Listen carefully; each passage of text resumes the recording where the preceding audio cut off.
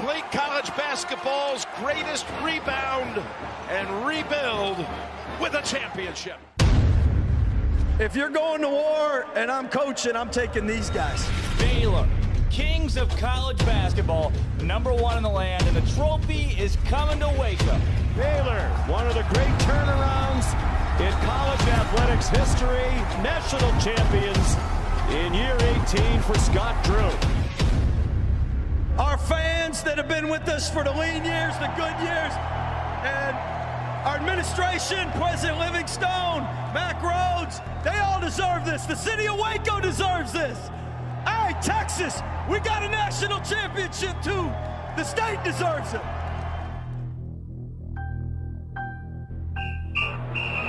Did I stutter? He has time, launches it to the end zone. Touchdown! Terrence Williams! But they are who we thought they were, and we let them off the hook. The 2011 winner of the Heisman Trophy is Robert Griffin III, RG3! Welcome to Up Tempo on SicEm365 Radio. Langoliers, base hit to center, and the Baylor Bears win their first Big 12 tournament championship. Their fat little girlfriends are telling them what they want to hear, which is how great you are. I'm a man. I'm 40. Call us on the Impact Health Labs caller line at 254-339-1122. Hello? You play to win the game. Yep, just ready for OU. You can't handle the truth. Here's Drake Toll.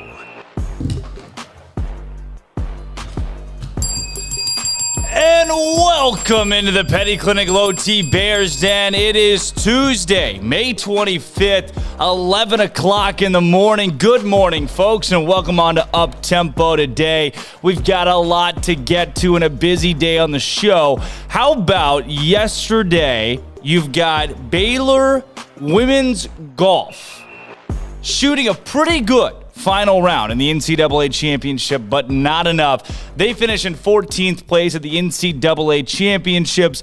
Baylor men's tennis is still in action right now with singles and doubles action. Adrian Boitan won yesterday in the singles. He'll take on the 90th best player in the country today in the Sweet 16. He is officially an All-American. Outside of that, you've got Konstantin Franzen and Sven Law. Those guys picked up a tough win yesterday in the doubles. They're going to move on forward. So you got one individual and a doubles team that are moving on to the postseason in men's tennis. You've got women's golf that competed in the national championship match. Couldn't make the cut for the final 8 for match play, but that's all right. You got baseball as well. I don't know if you guys saw this, but I mean, we're starting off the show hot with baseball today. You've got 3 Baylor Bears named first-team All-Big 12 honors. Fifth-year senior Luke Boyd and Andy Thomas, along with Jared McKenzie, who's a second-year freshman, were all named to the first-team All-Big 12 team. I don't know if you've seen their numbers either. Andy Thomas is hitting a career best 342. He's got a 409 on-base percentage, 578 slugging to go along with a career-high 11 home runs, 59 RBI, and he's started every game at catcher so far. He leads the team in home runs and RBI. He has a second most on the team in batting average, and then his slugging percentage and total bases. Jared McKenzie leads the Big 12 with 61 runs scored, coming in at second in batting average in the league at 380. He has 78 hits, 4 triples, 5th in on-base percentage, 6th in total bases, 9th in slugging. Round Rock native has hit 9 home runs after not hitting any in last year's shortened season. And how can we forget someone we've had on this show who's talked to us about his philosophy and where he'll be used going forward in the postseason? That's Luke Boyd. Luke Boyd leads the team with a 1.04 ERA. He's the best closer in the conference, and he's first-team All-Big 12 for a reason, 1.04 ERA. In 23 appearances in 26 innings, and Boyd is 8 saves this year. That's the third most in the Big 12. He's only allowed 3 runs scored and 1 extra base hit, a double, all season. He's a California native, holding opponents to a 144 batting average while only walking 10 batters and striking out 40. Walking 10 and striking out 40. Luke Boyd is an absolute Animal. Those three guys, all Big 12 first-team honors. Tyler Thomas earned second-team honors, the 2.49 ERA, and a 5-2 record as a starter. You got Kettler as well, who was honored. I mean, the list of honorees is solid this year for Baylor baseball. They took a whole lot of guys up to the top of the conference ranks individually, and we're going to talk to the pitching coach, John Strauss, later today on the show about what has led to the team's success this season, especially on the mound. You got 7 guys that were named all Big 12 in some way or another. And like we said, women's golf finishing in 14th place at the NCAA championship, record 4th top 15 national finish in the last 6 NCAA championships for the Lady Bears. They have marched under Coach Jay Goebel these last few seasons to be a powerhouse in the NCAA. Stanford, they're moving on in match play. So, did you know? Trivia question today. Which school, I'm reading these off, Stanford, Duke, Oklahoma State, Ole Miss, Texas, Auburn, Arizona State, Arizona. That's the top 8 that are moving on in the field. Which school in this country has the most national championships overall? In every sport? Mm-hmm. Just everything? Everything. My mind goes to UCLA because of all the basketball, and also there's an old school. It's 10. Basketball's, I think they've won 12 now. That's a lot. You're right. So I just assume other sports probably carried the weight. I mean, I know UCLA. I feel like it's a good guess. I will give you that the team that leads it has like 173 team national championships. Okay, can you give me a region of the country? Oh, so Armstrong knows it. Armstrong knows. Stanford. Armstrong's got it. Oh, okay. I thought it was not included in the list you already gave. Right. No. Okay. It could definitely be That's included. on me, then. Stanford shot a 10 under in the women's golf championship match. Yes. So they're likely going to go. I mean, they're going to be a favorite in the match play going into the postseason, the rest of the postseason. As they should. Stanford 10 under, Duke 3 over, Oklahoma State 5 over, Ole Miss 7 over. Those are the top 4 seeds in the match play. Texas also made it out of the Big 12. You saw Stanford's 10 under? I did. Believe it or I now follow all spring sports, believe it or not. I mean, did I watch it live? Absolutely not. But do I check the score? Yes. I saw Baylor at, what was it, plus 40? I was like, I don't know if that's good. That's probably not great. I can shoot better it's than not plus good. 40. It's not good. Right. Baylor finished at plus 30, but originally there were times where it's like, oh no, this is getting bad. Right. This is getting bad. If you see everyone else at plus and then insert a number, and then you see Stanford minus 10, I mean, Stanford wiped the floor. Guys. Yeah. I mean, that's Stanford's tournament to lose. Stat of the day yesterday for Monday's final round is Gurleen Kaur shot par or better in 5 of 8 career NCAA championship rounds. Her 4 under 68 in Monday's final round tied the second best NCAA championship round in program history. Oh, wow. She also shot 68 in the final round of the 2018 NCAA championships. So basically, she is great, tying her own records. Indeed. She's one of the best Baylor golfers to ever live. Been on the show. Competed in an Augusta in the Amateur National. Unbelievable, Gurleen Kaur. Outside of Baylor women's golf, some baseball. We're talking some baseball today. What we're going to get to, the topic of the day today, is 2012. This was a topic they talked about on the afternoon show last week. 2012 being the year of the Bear. I've got some numbers right here. I went home last night, and I know what the year of the Bear looked like. I remember the year of the Bear. I remember the success of Baylor athletics, but I wanted to get some hard numbers, crunch some hard numbers, and really get a better look at what made 2012 such a special athletic year, 2011, 2012 for Baylor. So I got some notes, some takeaways from that year. And I got some notes and takeaways from this year. And when you see the comparison, there are hard, tangible numbers here. When you see the comparison between the two, it might shock you. Baylor baseball. We talked about it yesterday, the possibility of Baylor making the postseason, and I'll tell you, it doesn't look very secure right now. We said that yesterday, and D1 Baseball came out with their Field of 64, where they give you a guess on really where these teams will end up and who's going to end up where. So they've got a conference tournament central. They're talking about the bubble teams that are right there. And Baylor right now is really one of those bubble teams. Top 8 seeds. Number 1, Arkansas. You got Vanderbilt. Texas out of the Big 12 is a 3 seed right now. Arizona 4. Tennessee 5. Notre Dame 6. Mississippi State 7. Texas Tech 8. of those 8 schools, if Baylor is to make a regional against a Notre Dame, I'm probably not that upset. If Baylor is to make a regional against Mississippi State, I'm not terribly upset. Baylor going to Arizona is going to be tougher, but I think Baylor could handle their own against a couple of these schools in the top 8. They've already won a series against Texas State. Then I go and I look at where D1 baseball has their projected field of 64. And they've got Baylor right now as a 3 seed. Baylor is a 3 seed playing in the Starkville Regional. So Baylor's going to go to Baylor's going to go to Mississippi State, playing in Duty Noble, 100% capacity, 14,000 people. It is the second best atmosphere in college baseball behind Baum Stadium, and right there it's Alex Box, Duty Noble, Ole Miss's, whatever it's called, and then Baum Stadium. Not the Baylor Ballpark didn't make it this time. It's close. It's close. Baylor Ballpark's up there. That ballpark's nice. As it sits right now, Baylor's projected 3 seed in the Starkville Regional, playing Southern Miss round 1, and then the winner of Mississippi State and Southern. Here's the problem. Southern Miss being a 2 seed there, they're 35-17, 22-9 in Conference USA this year. Great. Southern is they're a perennial powerhouse in college baseball. Southern Mississippi. Really? Southern Mississippi. Southern Mississippi, perennial powerhouse. Yeah. They're perennially there. They're perennially there. They swept Missouri State this year. They swept Louisiana. They beat Alabama. They took a game from Louisiana Tech, and La Tech's a top 15 team.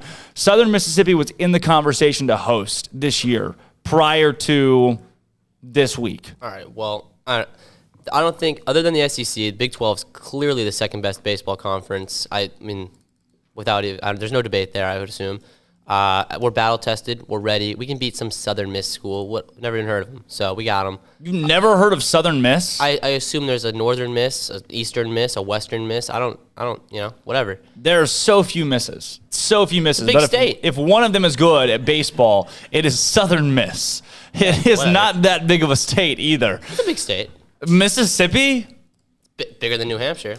Yeah, this guy. If you're gauging every state in the union based on their size comparison to New Hampshire, the United States has some dramatically big states. Think about how many New Hampshires you could fit in one Mississippi. Probably like 5. 10 New Hampshires? New Hampshire's tiny. In one Mississippi? Regardless, I think Baylor can go in. They can beat Southern Miss. We're battle tested. We beat Tech away on the road. People forget that. We may have lost some games, but we're going to be fine. We have great hitters. Great is that pitchers. not the story of every state? Hey, we may have lost some games. We're going to be fine. We're going to be fine. We're going to be fine. I trust this team. So that's Baylor baseball projecting right now. If they're to win that against Southern Miss, they would then take on likely Mississippi State, which is not going to be easy. Baylor needs to win a couple games. Just to be securely in the postseason, Baylor needs to win a couple games. And if we win a couple, we will improve who we play against. Maybe not have to play against the perennial powerhouse that is Southern Miss. True. Then maybe you could play Stanford, and your first round matchups against UC Irvine. Right. UC Irvine's good. But are they a perennial powerhouse? Yeah. Really? Those California teams, Pepperdine, UC Irvine. You're throwing that term around too loosey-goosey. Cal State Fullerton. Baseball's just got a bunch of really weird, random, small teams that are just good every year. Top 25 caliber every year. UC Irvine being one of them. Okay, well, we'll beat them. You can go, but yeah, I think Baylor wins a few more games, goes to Stanford Regional. They win the Stanford Regional, which I think is possible. Very possible. Say they win that, guess who they play in the Super Regional? Hopefully Arkansas. Texas Tech. Oh, we can win that. We've done that before. Texas Tech. Yeah, in Lubbock. Baylor could do that, go to Texas Tech. But right now it's Starkville, Mississippi. And I don't know, man. Mississippi State, they are one of the best offensive teams in the country.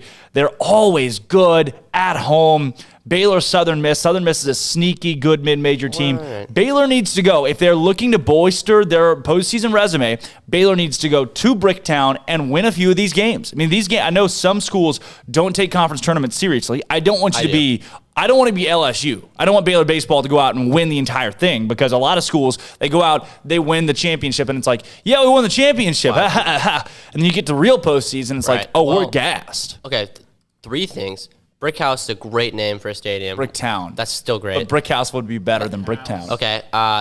2, if we win the national championship, cart before the horse. If we win the conference tournament, we will we'll claim that. I think honestly, whatever. We win the conference tournament, we'll just be happy. Like, think about it. How much noise are we going to make in the postseason? And my third thought was, oh my gosh, we're going to make the postseason. So that's great. You seem very optimistic that we're even going to make it. So, I do seem pretty optimistic. I am optimistic. I think a loss to Texas Tech wouldn't hurt Baylor that detrimentally. Their RPI is going to be about the same if you lose to a top 5 team. If you beat Texas Tech, though, you may move up 3 to 5 RPI spots. We'll take that. Off of 1 win against Texas Tech. Now, when you go 3 out of 4 against Tech, really tough to do. That game's tomorrow at 9 a.m. I don't wake up at 9 a.m. most of the time. But you're gonna. I'm going to have to wake up at 9 a.m. tomorrow and watch that game. Is that going to be televised? Yeah, I think it's going to be televised. It's going to be ESPNU televised, I'm pretty sure. So we're talking like big up in the stew televised. Oh, maybe get here early, maybe a little donut situation. Donut situation, Armstrong, in the stew tomorrow, 9 o'clock? 9 a.m. Baylor baseball is playing against Texas Tech at 9 o'clock. Fire some coffee. What do you think? If someone else picks up the donuts. Yeah, 100%. Will you come? That usually falls on at me. 9 a.m.? Yeah. Baylor baseball. Yeah, I mean, that's only like 30 minutes earlier than I normally get here, so. Oh, sweet. Whoa. Sweet. Baylor baseball. Marquise, you good with that? 9 o'clock tomorrow? 9 a.m. You're in, right? You don't have to. 9 a.m. right here. Baylor baseball against Texas Tech. All 3 TVs. You need to know that this is not required for this job. It's also probably will not happen, but we'll see. We'll see. I bet it will. I'll make it out. We'll make it happen. All right. I want to get to the conversation today that we've advertised so publicly, and that is really something I want to touch on, and I have a lot of numbers for. I want to get some opening thoughts here. After we get these opening thoughts, we're going to hit a break, come back, and get deep dive into conversation about this. So, A-Rob, I told you guys that I crunched some numbers last night on the Year of the Bear. And I didn't know how the Year of the Bear truly was. But when I think 2012, I think Baylor's the epitome of college athletics, and Baylor University is at the mecca of it, the very center of being just elite in college athletics. Folks have thrown out the idea that 2020, 2021, 10 years later, is comparable to the Year of the Bear, if not better than the Year of the Bear. A lot of people, hey, this is the new Year of the Bear. This year is better. Baylor across the board is better now than they were in 2011, 2012. A-Rob, opening statement, what say you based on this year in comparison to the Year of the Bear in 2012? Opening statement. Honestly, I think you can make an argument for either side here. I personally don't think we can consider it the Year of the Bear in 2021 without making a bowl game. I just don't. I think every program needs to be clicking. I'm not sure. I don't know. I'm going to refine this take. You have a lot of numbers over there. Right. I'd like to hear what you have to say. Yeah. I do have numbers. Armstrong, we're going through opening statements. Armstrong, how do you feel? When I need to hear your numbers before I formulate my view. Correct. All right. I've got a bunch of numbers here. I stayed up really, really late last night crunching random things from the Year of the Bear. I have an acrobatics and tumbling score from 2011-2012 and can tell you how their season ended. Until last night, I had no idea how Baylor acrobatics and tumbling was in 2011-2012. Did we not win? I don't know. Oh, here we go. All right. I don't know. Edge of my seat. I don't know. So when we come back, we're going to crunch these. We're going to take these. Give me the opening statement. Wait, this is like one of those TV shows where you're just the worst kind of cliffhanger. What an astute observation, Armstrong. God. That wasn't strategic whatsoever. Strategic. All right, the Year of the Bear 2011-2012? Or is the Year of the Bear 2021? That's what we're answering after this. I'm Drake Toll, Marquise Cooley, Andrew Robertson, and Armstrong Sims. When we come back, is this the new Year of the Bear? We want your thoughts. 254-339-1122. This is Up Tempo. From the first workout to the last practice, sports is an incredible and rewarding challenge. Hi, this is Dan Ingham with the First National Bank of Central Texas, and we're proud to support each athlete, every parent, and our educators. From families, small businesses, to the biggest industry, we're here to help. With remarkable products like our free First mobile app, we've got banking ideas that fuel big dreams. That's the First National Bank of Central Texas. Familiar faces making local decisions. Member FDIC, Equal Housing Lender. Did you know that 1 out of every 4 men have symptomatic low levels of testosterone and don't even know it? And if you think you're too young to worry about it, guess again. Low T levels can make you feel tired and grumpy, cause weight gain, and wreak havoc on your sexual desire and performance. Petty Clinic Low T can set up same-day blood screening and results, so if you're tired of being tired, I challenge you to man up and Google search Low T Waco or go online pettycliniclowt.com. It's a private clinic with an atmosphere catering to men. Affordable, only $150 a month, includes lab work, office consultation, testosterone injections, follow-up visits compared to $395 $25 a month in Dallas or Austin, and you don't have to fight the traffic. Petty Clinic Low T is board-certified physician consultations will provide the best form of brand-strength testosterone available. Contact Petty Clinic Low T today. Just off Highway 84 and Old Hewitt Drive in Woodway, Petty Clinic Low T, helping men become the high-performance men they deserve to be. PettyClinicLowT.com or Google search Low T Waco. It takes time to reach goals. It's a truth that applies to more than sports. It goes for your financial goals as well. You work hard for your money, and you deserve an investment strategy that lines up with your game plan. And Tom Albers, your Edward Jones financial advisor, can help. If your financial investments aren't putting forth the effort you desire, stop by today for a financial review. Tom Albers, 4301 Lakeshore Drive, 254-776-7605. Edward Jones, member SIPC. At Ideal MRI, we feel blessed to be a part of the Waco community. We're a small family business right here in Central Texas, and our goal is to bring down the cost of healthcare while maintaining high quality. At times like this, the cost of healthcare has never been more important, and unfortunately, significant illnesses and injuries still occur. That's why Ideal MRI is open and here to serve you through the difficult time. We offer premium MRIs just like a hospital with state-of-the-art technology and specialists, but you'll pay less. Sometimes thousands of dollars less, whether you're using insurance or not. At Ideal MRI, we accept most insurance and there are no hidden costs. Even offering financing if that's needed, everything included in the price, and you'll not get something as a surprise in the mail later on. If you need an MRI, ask your doctor about Ideal MRI. They'll know. You can schedule an appointment safely from home online in minutes at idealmri.com or give us a call, 833-IDEAL-MRI, idealmri.com. Hey, overqualified buyer with $4,000 down at 2.9%. TTNL extra. See deal for details. Travel is back, and so are the savings at the Memorial Day Savings Event at Richard Carr. Hit the road in a 2016 Buick Encore for only $152 a month, a 2016 GMC Sierra for only $318 a month, a 2018 Mercedes GLA for $334 a month, or a 2015 GMC Terrain for only $135 a month. 100% credit approval is always our goal. It's a Memorial Day Savings Event going on now at Richard Carr. At Richard Carr, we give you more. Welcome back to Up Tempo on SicEm365 Radio. What you just said is one of the most insanely idiotic things I have ever heard. Everyone in this room is now dumber for having listened to it.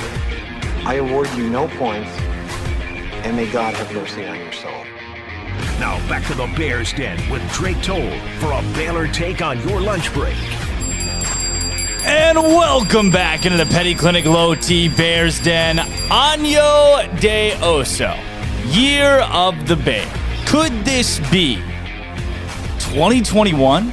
Question mark? 254-339-1122. Call us or text us with your thoughts today. I crunched some numbers last night. Opening statement from Andrew. Andrew, when you think about 2021 as a whole, men's national championship this season, what Baylor put together across the board, not only that, women making it to the Elite Eight. I'm looking at men's tennis going to the national championship. Women's tennis had a really, really good year that ended in Waco hosting a regional. You put all that together. I mean, it's tough to argue there being a better athletic year out there. You, from the sounds of it, you like 2021 to be the year of the Bear. Well, I'd actually love 2021 to be the year of the Bear, and here's why. Men's national championship, how many times has that been done in school history? 0. Also, men's tennis team infatuated me. I watched them all the way to the finals. I mean, they were a couple games away. You know, what are you going to do?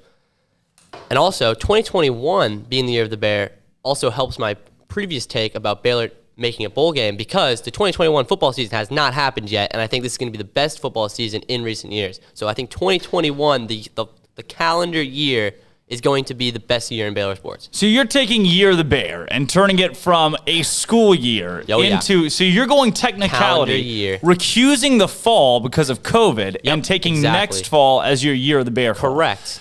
2021. That in turn would probably forfeit volleyball from your argument, and soccer, which might help you. Soccer had a down year. That might help us a lot. So I want to throw out some numbers here, and I know Jack McKenzie has some really good thoughts on this as well. Not to be confused with Jared McKenzie, but he's got great take on the Year of the Bear and what makes 2021 so solid of a candidate to be Year of the Bear. Here are the numbers that I wanted to throw out for you today on what I've crunched last night. 2020, 2021. 2 national championships. Acrobatics and tumbling took their 17th in a row. Baylor men's basketball won it all in Indianapolis this past year. Oh, yeah. Baylor volleyball made it all the way to the Sweet 16. Great season for them. Another Sweet 16. Pretty rare in program history. They're building something with Ryan McGuire. Men's tennis has a record amount of wins this season on their season and goes to the national title game against Florida. Unbelievable run through the postseason as well. That's you hang your head on that. 15 of the 19 teams, there are 19 possible teams that could have done it, made the postseason this season for Baylor. 7 top 16 finishes in 2021. 4 Elite Eights across Baylor athletics. Men's national championship. Women's basketball goes to the Elite Eight. They should have went further, that call, whatever. Jared Butler is the player of the tournament in the NCAA postseason from March Madness and takes it all. Soccer didn't make the postseason. Men's golf kind of dudded out late in the year. Track and field was just okay. Cross country wasn't great. Those are some of the sports that really won't be mentioned. Right. But I tallied everything together. So what I thought about this is that you can't go on the metric of wins and losses. If I took all 10 teams, if I took the top 10 teams from 2011, 2012, compared with those same 10 teams for this year, put together their combined record, well, it would be so different because so many teams played so fewer games this season because of COVID. So I did a little, I said, all right, that would be unfair. I'm going to use a little metric of my own to adjust the win-loss records of every team. So volleyball this season goes from 20-7 to 25-9 to better reflect what it would be like in a normal season. Love it. Football goes from 2-7 to 5-7, 4-8. Well, we would have won the out-of-conference games. No? Houston could have beat Baylor. Oh, I think we would have played Ole Miss too. Yeah. So, all right, we'll go a generous 4-8. A generous 4-8. Men's basketball 35-3 is my adjusted undefeated, record. Actually, they were should be. They were 28-2 this year, so I adjusted it to 35-3. I would say undefeated, whatever. But yeah, 40-0 would be almost impossible, and this Baylor team wouldn't have gone undefeated without COVID. I don't think so. Okay. Women's basketball 28-3, adjusted to 34-5. Men's tennis, no adjustment. They won the most games in program history. They played 40. So women's tennis adjusted to 28-7. Soccer 8-6-3. I mean, just down the list, all of these. And baseball, I'm going to have them the 31-18. I estimate they'll play 8 more games, which is probably generous, and they'll be 36-21. And then softball 27-23. I adjusted them to 31-28. It's probably fair. I like those numbers. Also, I just want 2 things that I remembered whilst you were talking, just that I want to slide in. Davion Mitchell and Jared Butler are going to be first-round picks. That's important for the national brand. And also, the monumental upset of Baylor Equestrian taking down the juggernaut that is Auburn. Add that to the list because that was an all-time. That was a victory for the ages. I don't care what we placed in that tournament. That was a victory for the ages. The 8v1, huge win for the program. That is maybe the greatest upset in equestrian history. In equestrian history, and it ran and it ran through Baylor this year. Correct. And it ran through Baylor. Sweetbriar ain't got nothing on Baylor Equestrian. Nothing. You can take that to the bank. Oh yeah. With your horse. 2011, 2012. So those are the high points. Have we missed anything from this season? I mean, is there anything else that I'm not thinking about that we may have not put in here? Baseball winning the College World Series. Baseball winning the College World Series, probably not. Marquise? Akira Nugent. Oh, and the pole vaulter. And yes, Casey Lightfoot and Akira Nugent. There you go. So Casey Lightfoot going to be an All-American, and then Akira Nugent, a freshman Akira Nugent. Mind you, yep. Putting together unbelievable numbers on the track. So I mean, world record, you said? World record? Yeah, world record. World record for Akira Nugent. 2 world records from Baylor program. I mean, you said track and field, not a great season. Well, as adjust a that team season. All right. Adjust that. Let's put in Akira Nugent's world record, and that makes it. So those are the numbers I crunched from 2020, 21. Comparison. The year of the Bear that folks talk about, 2011, 2012. All 19 teams made the postseason. Not 14 out of 19, not 15 out of 19. All 19 teams, compared to 15 out of 19 this year, made the postseason. Women's basketball went 40-0, won a national championship, swept the season in what I would argue is the greatest season in sports history across the board. 76 Dolphins, that wild Mariners year where they won like 118 games and then just didn't win in the postseason. 2011 Patriots. 2007 Patriots. 27. I mean, even though they lost. Yeah, whatever. 40-0, though, that is astronomical in the game of basketball. It is what I think to be the greatest year in sports history. But who's to say that wouldn't have happened this year without COVID? I think the men's team could have went undefeated. They really could have. The two COVID games that we lost could have happened. I don't think so. I don't think you can adjust the men's team to be 40-0, especially with like Kentucky. I think Kentucky was better than Baylor in 2015, and they ended up losing. They ended up going 38-1.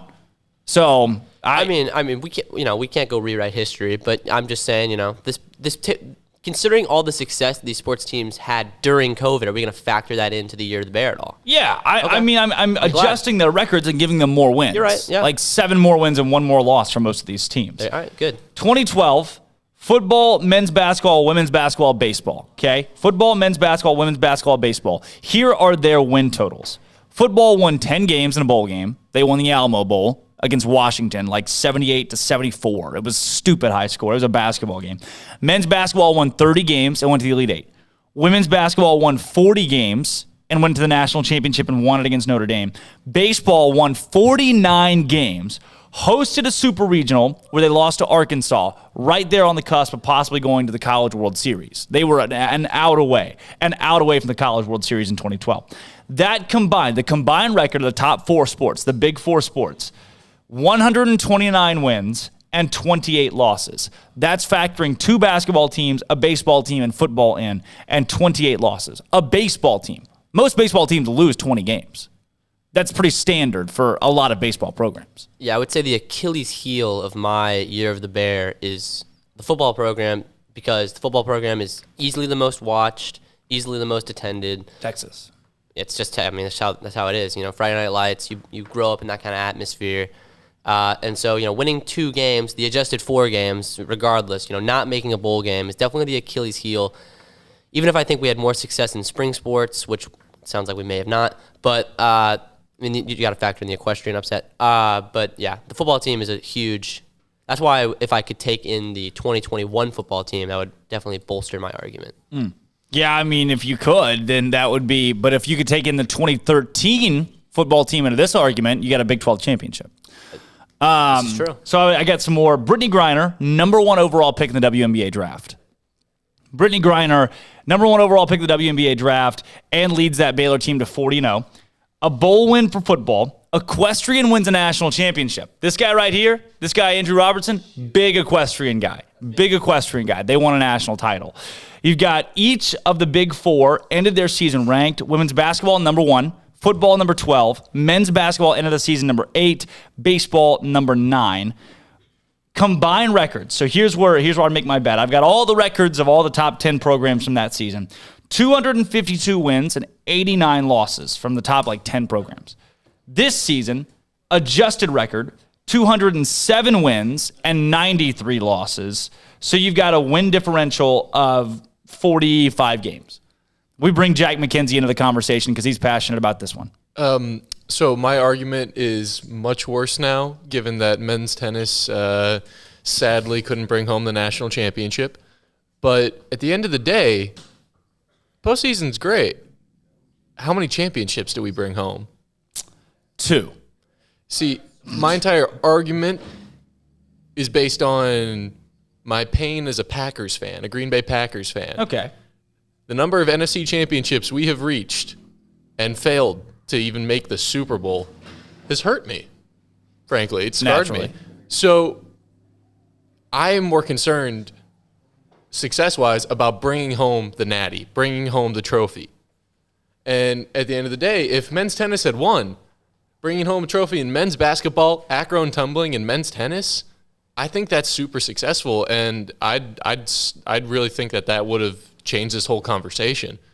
I can't really say I think we without that tennis trophy, it's better than the year of the Bear, but that would have really made it tough for me to say that the year of the Bear is actually better, because 3 national championships in 1 year, that would have been great. Yeah, that would have been huge. I want to know, for you, does football's lack of success, because that's a problem for a lot of people when you talk year of the Bear. The year of the Bear, RG3 won the Heisman, Baylor went to the Alamo Bowl and won a bowl game. This year, 2-7 really tanks. Say 4-8. I think Baylor football could have ended up 4-8. That really tanks your conversation when your revenue sport, your bell cow sport, doesn't win at the level of that 2012 year the Bear team did. It really does hurt, but I think you can't consistently ask for a program like Baylor with a new coach. If we hadn't been in the spot we were in, I'd say, yeah, that's a terrible year, and that's something that we can't necessarily forgive in this conversation. But even without COVID, with it just being a new coach's first year, I think that there's some leeway there. And frankly, I know we're in Texas, but not every school can be amazing at football every year in Texas. So you take what you get, and frankly, I'll take a national championship over just making the Big 12 title game in a decent bowl. Yeah, I would take a men's basketball national championship over a lot of losing a Big 12 championship football game and going to the Sugar Bowl. I would absolutely trade a Sugar Bowl loss, a Big 12 title loss. I don't think that's really that hot of a take for anyone out there, so. But hopefully not. Football definitely hurts, and definitely hurts the argument too. But I just don't think it. I don't think it all balances out in the end. If I'm putting gauges on the national championship victories from both those seasons, so both years equated to a combined 4 national championships, 2 in each. Acrobatics and tumbling and equestrian being the small sport championships, equestrian in 2012, acrobatics and tumbling this year. And then women's basketball winning it in what, again, I think is one of, if not the greatest seasons in sports history at 40-0. Oh, yeah, it was amazing. If I've got to go scale of 1 to 10, the significance of those national championships, I'm giving equestrian in 2012 a 2 out of 10. Anything that's not an NCAA sport gets below a 5, just automatically. Acrobatics and tumbling, 3 out of 10. So we've now gauged A&T's a little bit bigger, and that's because there are about 40 A&T teams now building up to. Equestrian has 12. On top of that, making it 6 in a row, that's pretty impressive. Yeah. Women's basketball, I give a 7 out of 10. I would typically give that a 5 or a 6 out of 10, but the 40-0 significance, I thought 7 out of 10 was pretty fair for them. Men's basketball championship being a 9 out of 10. The only thing bigger than that, 10 out of 10 football. That's the apex of collegiate achievement. So that factored in, you've got 9 out of 20 possible national championship points from 2012 and 12 out of 20 from this year's national championships runs. I think combined, this year's national championships were bigger. The apex of Baylor athletics in 2021 was larger than it was in 2012. I don't think that can be argued. I still think it's insane that all 19 varsity sports in the year of the Bear made the postseason. For someone who wants to say that this year has been so amazing, the year of the Bear was crazy. A complete body of work. If you're taking this argument to a complete body of work, you've got to look at the fact that like you said, 19 postseasons, 19 teams. I mean, you can typically have your teams are good, solid success, but to have that many programs that make it all the way. Texas Tech, look at a school like Texas Tech. They have won 1 national championship on the men's side in history, in anything, and it was in track and field in 2018. I mean, that's just, they are lucky for half of their teams to make the postseason most years. What? Did Texas Tech not win 12 straight meat packing NCAA championships? Meat packing? There's a sport in Texas Tech. It's meat judging, I want to say. And they've won 11 straight. Someone back me up on this. Yeah, Armstrong's nodding. What? I can't remember the exact sport, but he's correct. I'm 100% sure. Some kind of meat something. It has to do with something with meat. And animal meat. Okay. Real quick, I want to see the tortilla tossing national championships between Texas Tech, Baylor. Exactly. I think that'd be a good time. Jack makes an astute observation here that who gives a flying flip? What is it? Yeah, Texas Tech claimed its second straight and 15th overall national crown in its home state by winning the High Plains Intercollegiate Meat Judging Contest, the national champions. Yeah, I mean, they're 15-time national champion meat judgers. That's Texas Tech for you. I guess I can't argue with that. Where I was going with that is the fact that track was the first time they won an NCAA national championship. So I look at a school like that and think, okay, they are so meteoric. There are so many teams. You're just you are flipping mediocre at everything. I mean, making the postseason itself in a handful of your sports is an achievement. To do it in 19, that success that eclipses the entirety of the athletics department, knowing that 2020, 2021 has been a nuts year. I mean, this has been a really good year for Baylor athletics. I wholeheartedly believe had Baylor played out last season's athletic year, it would have likely been better than 2012. I don't think that could have been argued. Had men's basketball won a national championship, I don't think they would have. I think men's basketball was primed for an Elite Eight Final Four run. I think women's basketball... I think Final Four. Women's basketball probably would have gone to the Final Four as well. And there, if you're watching, is the Texas Tech Meat Science Department. Undefeated national champion meat judging team. Never lost. First team in history of meat judging to go 7-0. Well, hey, if they can find me a good rack of ribs, I'm not going to be too mad about it. Hashtag meat judging. Hashtag 2017 meats. Oh, God. Yep, so I stand corrected. God, I love Texas. Texas Tech, as my dad just texted me. Meat judging is not athletic. Thanks, Dad. Hey. Watch it. Look at these Excuse me, specimens. you don't know the type of these practice specimens. it takes to win 7 straight meat matches? judging competitions? Yeah. Matches? Yeah, it's Is it tough. First team in meat judging history goes 7-0, guys. How do you beat that? It's tough to beat that in the meat judging world. But in the NCAA athletic world, It hasn't been done. It's tough to win with a target on your back. You know? How do you eclipse what Texas Tech has done meat judging? Undefeated. Oh my gosh, how did I overlook that? How in this conversation did I overlook that? But it's 2019, 2020 to me would have been the year of the Bear. I think that is fair. Sports Illustrated. Honestly, I got to agree with you. They're the Alabama football of collegiate meat judging, says Sports Illustrated.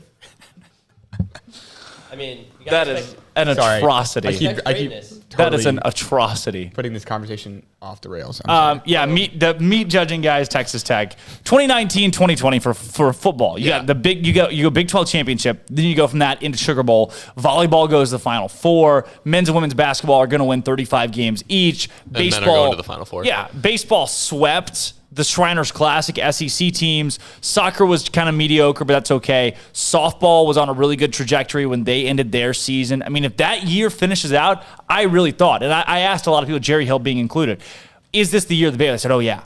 You know, I mean, last year would have been it. Yeah, and honestly, I just want to take a second and be like, so happy that the last 2 years we've been able to have, say these years are in the conversation. I mean, it's crazy. Yeah. It's crazy that we've had 2 separate years where we're like, man, we can rival the original year of the Bear on these. It's a fun time to be a Bear. That was supposed to be untouched. The year of the Bear, 2011, 2012, was supposed to be untouched. It was the blip in Baylor athletic history where it's like, okay, hopefully we can sustain this, but there's just not a way to have that kind of athletic prowess. And granted, it might not ever happen again. 19 varsity teams in the postseason is unbelievable. Unbelievable. Baylor's meatpacking team even made the postseason that year. Wow. Too bad they're not varsity. Not a varsity sport. Not a varsity sport. My dad texts again and says, impressive, albeit not athletic. So he is impressed by the meatpacking champions in Texas Tech. You just don't understand Texas. You're from Arkansas. Yeah, it's meatpacking's huge here. But that right there, meat judging, meatpacking, meat judging, same thing. No. Can it ever be done again? No. Can 19 varsity sports make the postseason again? Is that just kind of is that a blip? Is that a random? Is that a, wow, you've done this? But that is just a feat that seems borderline impossible across collegiate athletics. I think it's going to be very rare. So it might happen again, but I don't think it's something that we could ever really expect. So, year of the Bear. What do we think? Is there any way that you could put 2021, granted in the conversation, but on top of the year of the Bear? After that men's tennis loss, I just don't think so. Yeah. Even with the win. It hurts. With a men's tennis win, can you put it over a Heisman? Can you put a men's tennis championship over a Heisman? Really? Yes. You would rather have... I love RG3, and it was amazing, and it really helped put Baylor more on the map. But at the end of the day, these are teams. We care about our teams competing for national championships in sports. And when you bring home 3, you're bringing home 3 national title trophies. Yeah. And I love the Heisman. I think it's cool. But if soccer brought home a national title, if baseball made it to the College World Series and brought home a title, anything, I think any team title tops an individual award. That might just be my personal philosophy, but I'm sorry, the Heisman's cool, but I want those team titles. Would you say the same thing if Baylor was to go football-wise? Say Baylor would have won the Big 12 championship, and maybe in a year they win the Big 12 title and make it to the college football playoff, lose round 1 of the college football playoff. Do you trade that for the men's tennis national championship? Going to our first college football playoff, I think yes. And I hate to say that. I hate to do that to a very successful program in men's tennis, program, coach, players that are very good friends of the show. But, man, football is kind of king around here. Tough. I can't deny that all that much. Revenue-wise, man. I mean, everything that comes in and that it brings in with that is it's a tough conversation to have. But also, I mean, the revenue that comes off of football, that bounces off of football, is what feeds into your tennis program and keeps your tennis program alive. All right, we're going to hit a break right here. When we come back, we'll take some calls, get in on the conversation about the year of the Bear, 254-339-1122. We want your thoughts. What are the odds that 2021 maybe, just maybe, has a shot at being better than the year of the Bear when this thing wraps up? We should also get those complete, full, where each sport national title ranks on 1 to 10. You gave us like 4 different points on that. We should flesh that out. We can. Coming up on the other side of the break. I like that. I'm gonna build a new metric because I only put a metric on those 4 sports in the span of about 45 seconds in the middle of that conversation. But we can build that together. I'm Drake Toll. We got Armstrong Sims, Jack McKenzie, Marquise Cooley, and Andrew Robertson. The first hour of SicEm365's Up Tempo is brought to you by Banson Business Services, owned by Baylor grad and SicEm365 premium member Jonathan Green. Banson Business Services offers a full suite of business support and financial services. Banson specializes in bookkeeping, payroll, outsourced CFO services, and consulting. They can even help you with your taxes. Their business helps you run your business. Visit SicEm365.com/Banson, BANCIN, for more information. This, don't go anywhere, is Up Tempo. Royalty. 3 Baylor Bears have been given all Big 12 first-team honors this season, with fifth-year seniors Luke Boyd and Andy Thomas receiving a nod alongside second-year freshman outfielder Jared McKenzie. Pitcher Tyler Thomas was named to the All-Big 12 second team, while fifth-year senior Hayden Kedra, sophomore Jack Pin-Ida, and second-year freshman Trey Richardson were honorable mentions. The first-teamers, Boyd, Baylor's closer, has a 1.04 ERA through 26 innings pitched with 8 saves. Thomas, the catcher, is batting .342 with 11 home runs and 59 RBI, while outfielder McKenzie leads the conference in runs scored and is hitting a wild .380. In tennis, Baylor punched 2 tickets yesterday to the round of 16 in the NCAA Singles and Doubles Championships in Orlando. Adrian Boiton came back to defeat Mississippi State's Florian Brosco, while Konstantin Franzen and Sven Lott opened the doubles tournament. With a 2-0 victory, Boiton is the first Bear to make the Sweet 16 since 2015. And Baylor women's golf saw its season end yesterday with a 14th place finish nationally. The team shot a 3/291 in the final round and finished at 30/1182. Gerline Porsche for the Lady Bears with a 4/68 performance on Monday at LED. The team overall at 4/292 for the weekend. Elsewhere, Iowa men's basketball guard Jordan Bohannon is in the recovery process after being physically assaulted early Sunday noon in Iowa City. It's become clear that Bohannon was punched by a man at a bar as a video surfaced on social media. A police investigation is ongoing. And Central Michigan quarterback John Keller has been released from the hospital almost a month after being shot in the chest near campus.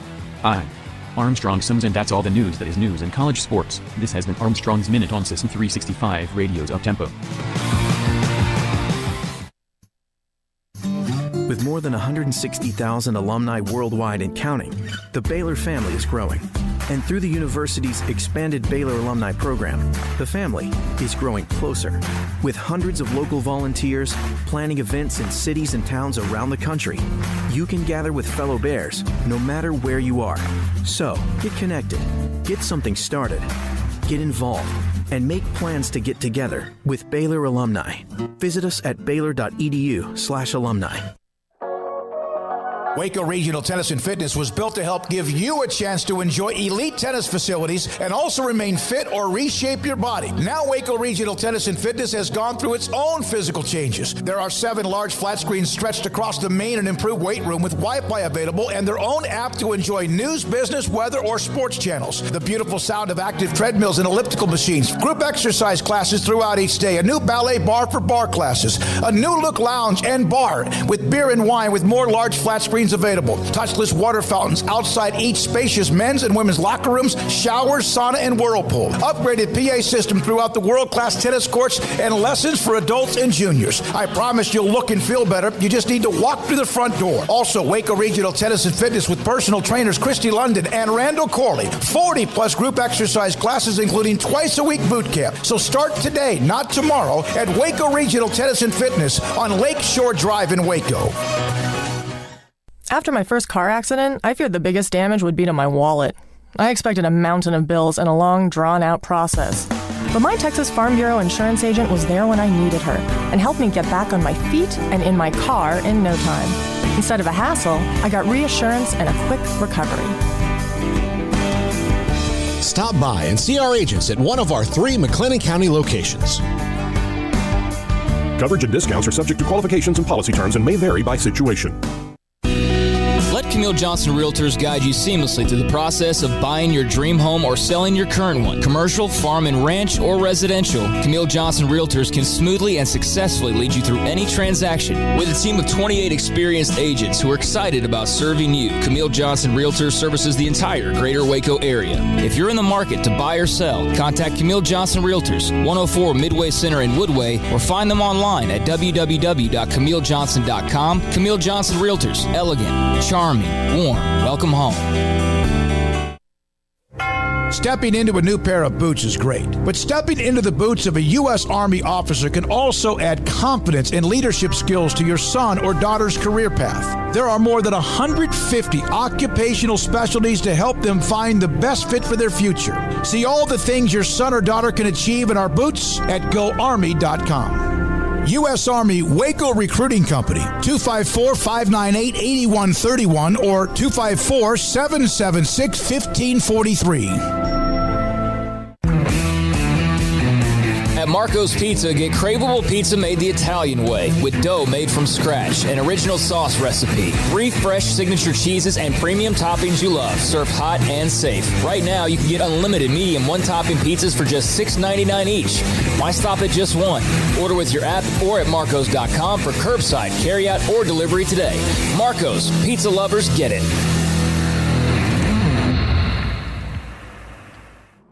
I got breaking news here. We got Western Athletic Conference just announced they're adding several schools. The WAC. The WAC. Okay. Welcome back to Up Tempo on SicEm365 Radio. I think Coach Gundy would be like my guy that I would just like just the hair. Yeah. I just want to be able to see it flow when I kind of slam his arm down. Here's Drake Toll. Welcome back into the Petty Clinic Low T Bears Den. Happy Tuesday, everybody. 11:52 on the dot in Waco, Texas, and the rain is coming down. What is the, let's go a little bit off the cuff here before we get into wrapping up the conversation and playing Dead or Alive. Let's, favorite rain song. Like, if you guys, you're running the stadium aux, you got to have a rain song. Andrew, what's your rain song? I'm going to go with my gut here. It just came into my mind, but I think Mr. Salmon's what I'd play. Mr. Sandman? Mr. Salmon? Salmon? I don't know. Mr. Salmon. Salmon. Yeah, that's your rain song? Yeah, I don't know. What does that have to do with rain? Nothing. That's the point of the rain songs. It has to do with rain. I like my answer. I'm going to stick with it. What?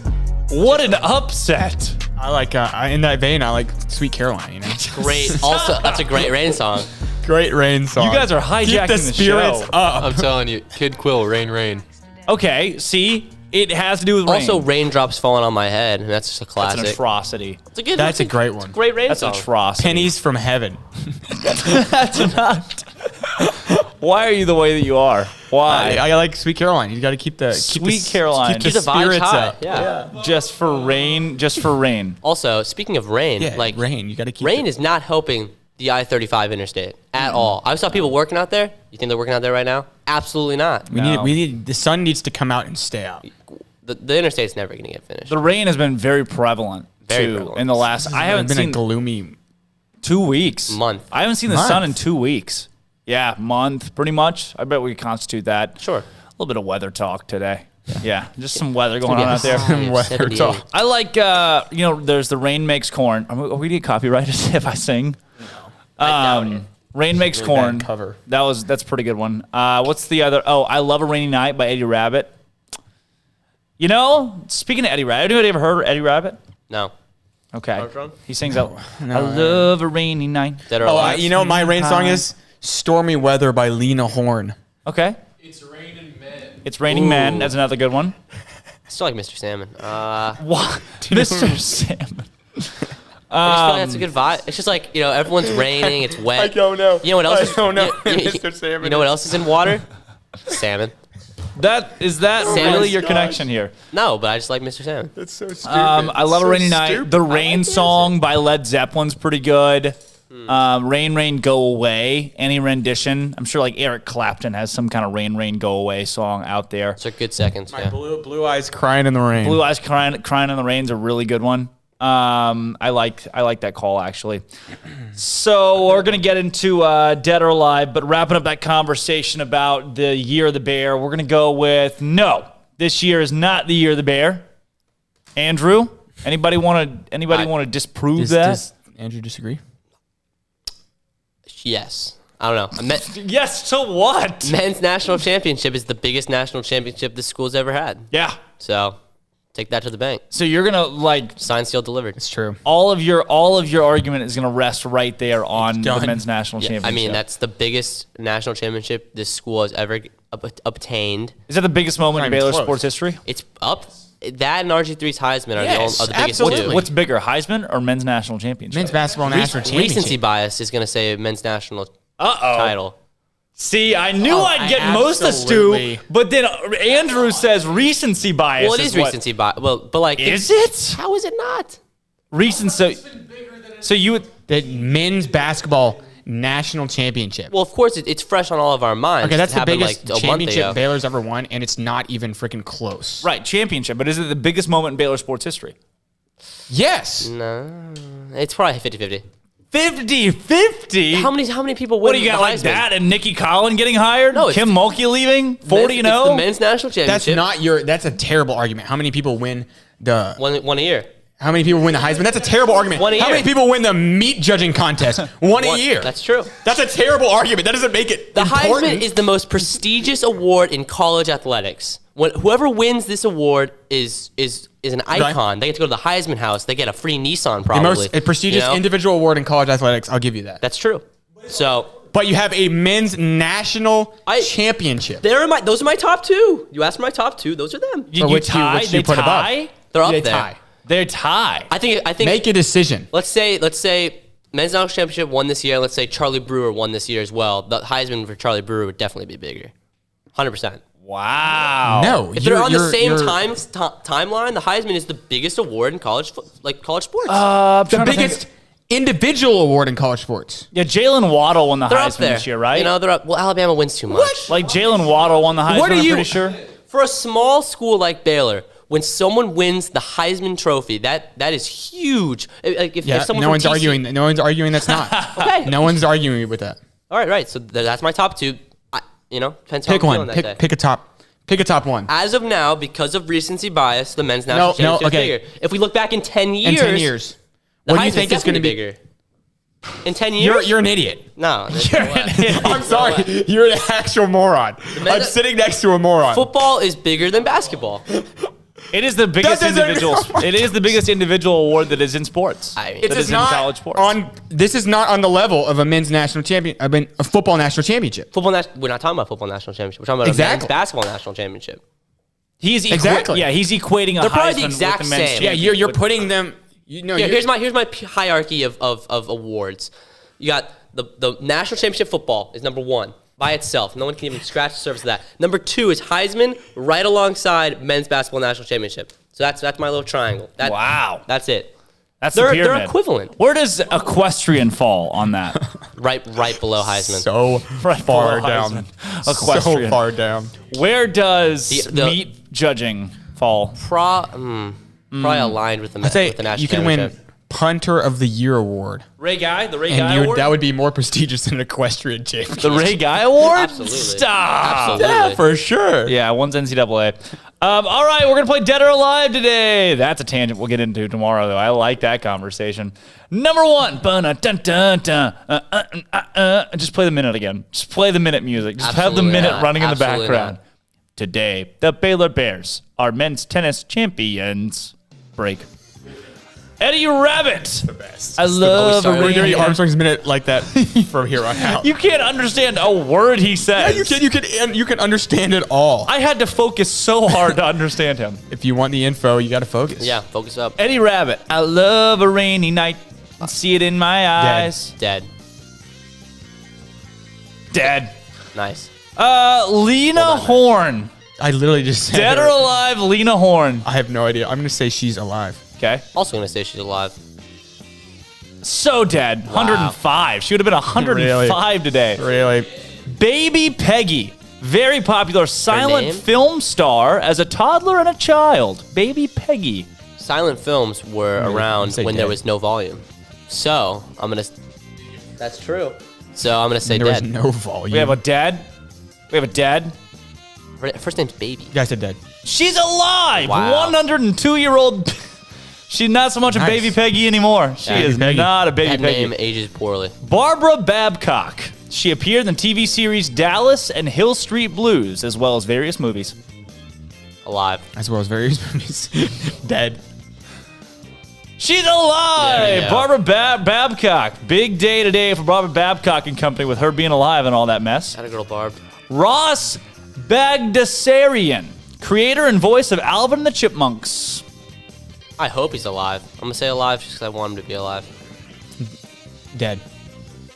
He is very dead. He is very dead today. Ross Bagdasarian. I said dead for Rest in peace. Conrad Bain. Conrad Bain played Mr. Drummond on the TV series Different Strokes and Arthur Hammond on the series Maude. Ah, yes. Dead. I'm clueless.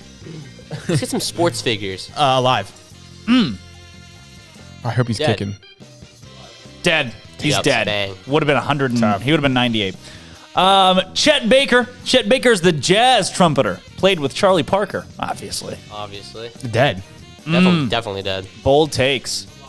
Dead. 91. Yep. And the last one right he could be here. alive. You got one. This guy is up. Andrew is up. Shapur Bakhtiar. Prime Minister of Iran in 1979 at the end of the reign of Shah. Dead. Dead. You don't get to be prime minister. Oh, at a that's young right. age. You can't be Prime Minister of Iran and be alive still. Shapur Bakhtiar is dead. Well, no, if you're I'm Drake Toll. If you're prime minister of Armstrong Iran Sims. in 1979, you must have done something in your career to make you worthy of being prime minister. So think about that. 1979. That's how many Maybe years? you were just 17. You're King Tut. That's 42 years ago. No, you're right. Shapur Bakhtiar is We got dead. an Iranian prime minister expert over here, apparently. Astute. If you were a previous Astute Iranian observation. prime minister, please call into the show. Please call into the show. Previous Iranian prime. I'm Drake Toll, Armstrong Sims. We got Andrew Robertson, Marquise Cooley, and Jack McKenzie. When we come back, John Strauss joins the show, the pitching coach for Baylor baseball. Don't go anywhere. This is Up Tempo. Royalty. 3 Baylor Bears have been given all Big 12 first-team honors this season, with fifth-year seniors Luke Boyd and Andy Thomas receiving a nod alongside second-year freshman outfielder Jared McKenzie. Pitcher Tyler Thomas was named to the All-Big 12 second team, while fifth-year senior Hayden Kedler, sophomore Jack Pin IDA, and second-year freshman Trey Richardson were honorable mentions. The first-teamers, Boyd, Baylor's closer, has a 1.04 ERA through 26 innings pitched with 8 saves. Thomas, the catcher, is batting .342 with 11 home runs and 59 RBI, while outfielder McKenzie leads the conference in runs scored and is hitting a wild .380. In tennis, Baylor punched 2 tickets yesterday to the round of 16 in the NCAA singles and doubles championships in Orlando. Adrian Boiton came back to defeat Mississippi State's Florian Broska, while Konstantin Franzen and Sven Lott opened the doubles tournament. With a 2-0 victory, Boiton is the first Bear to make the Sweet 16 since 2015. And Baylor women's golf saw its season end yesterday with a 14th place finish nationally. The team shot a 3 over 291 in the final round and finished at 30 over 1,182. Gerline Kaur shined for the Lady Bears with a 4 under 68 performance on Monday at LED. The team overall at 4 over 292 for the weekend. Elsewhere, Iowa men's basketball guard Jordan Bohannon is in the recovery process after being physically assaulted early Sunday noon in Iowa City. It's become clear that Bohannon was punched by a man at a bar as a video surfaced on social media. A police investigation is ongoing. And Central Michigan quarterback John Keller has been released from the hospital almost a month after being shot in the chest near campus. I'm Armstrong Sims, and that's all the news that is news in college sports. This has been Armstrong's Minute on SicEm365 Radio's Uptempo.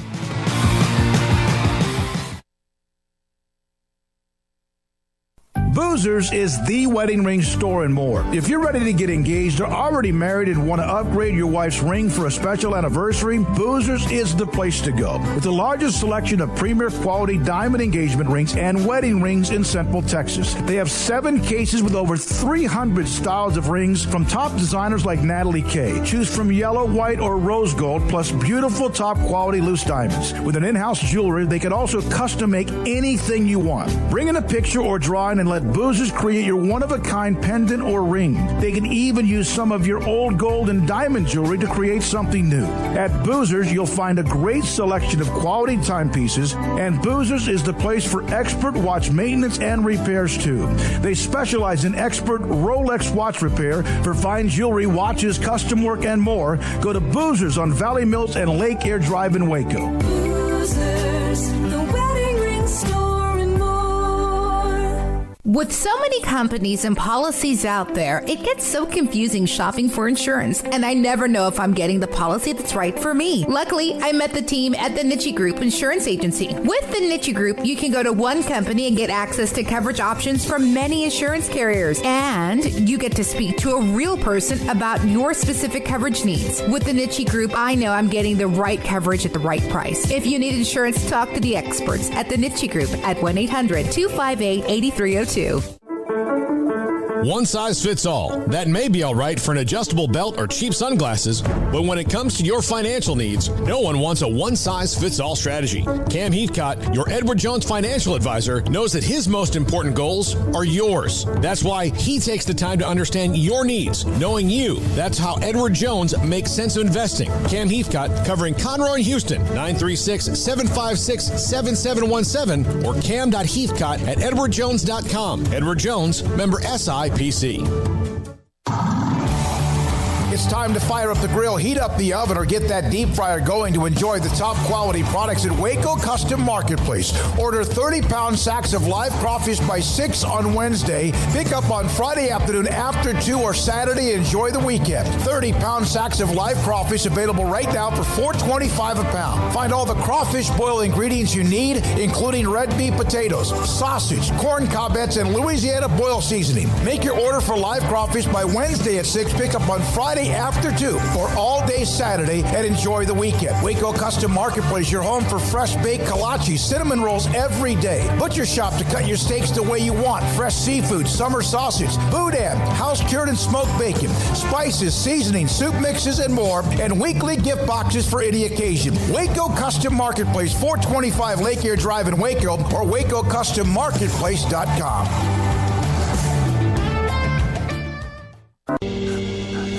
Alan Samuels is celebrating Jeep Freedom Days. It's an exciting time for a new Jeep Grand Cherokee Laredo with up to $3,750 in values or 0% for 72 months. The new Jeep Cherokee Laredo is built tough, and with the Jeep Freedom Days going on now, it's a great time for a new Jeep SUV. Alan Samuels, the award-winning customer service Central Texas dealer. The best place to get your next SUV. Located at 201 West Loop 340, Alan Samuels is your friend in the car business.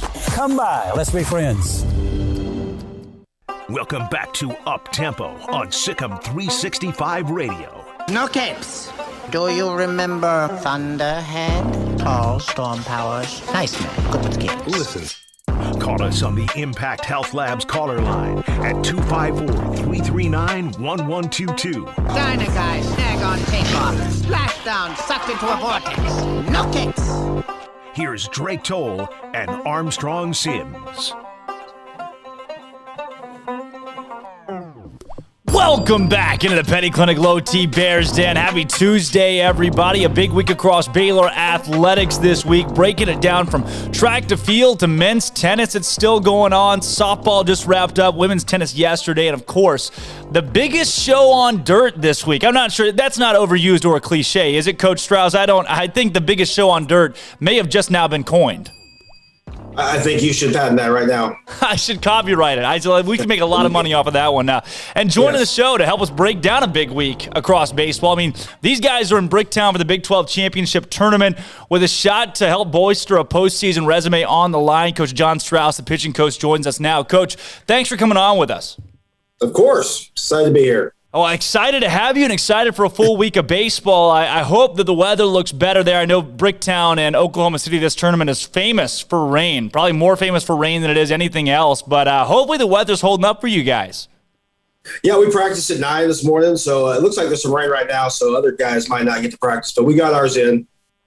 At least you got that. At least you got the opening day of getting there, getting warm, and getting ready for a tournament where, Coach, I mean, you know, we talked to Glenn Moore on the show last week about his softball team making the postseason, and he talked to us. He said, you know, his focus is game by game, and he's really trying to take things, again, one game at a time. It's the greatest cliche in sports, but that he's still got that eye, that side eye on RPI and where his team is, because the postseason, making the NCAA tournament is a big goal for his program. When it comes to you guys, is that something that you're eyeing coming into this tournament, helping build your resume to make that postseason? Well, definitely. Last couple of weeks didn't go well for us, so we still have some work to do in our eyes. You can't hide from the RPI. It's there everywhere you go, so everyone sees it. But when you play the game, you just got to go out there and play good baseball. And then at the end of the day, you can look at the website and check your RPI, but it can kind of drive you crazy by following it up to the minute.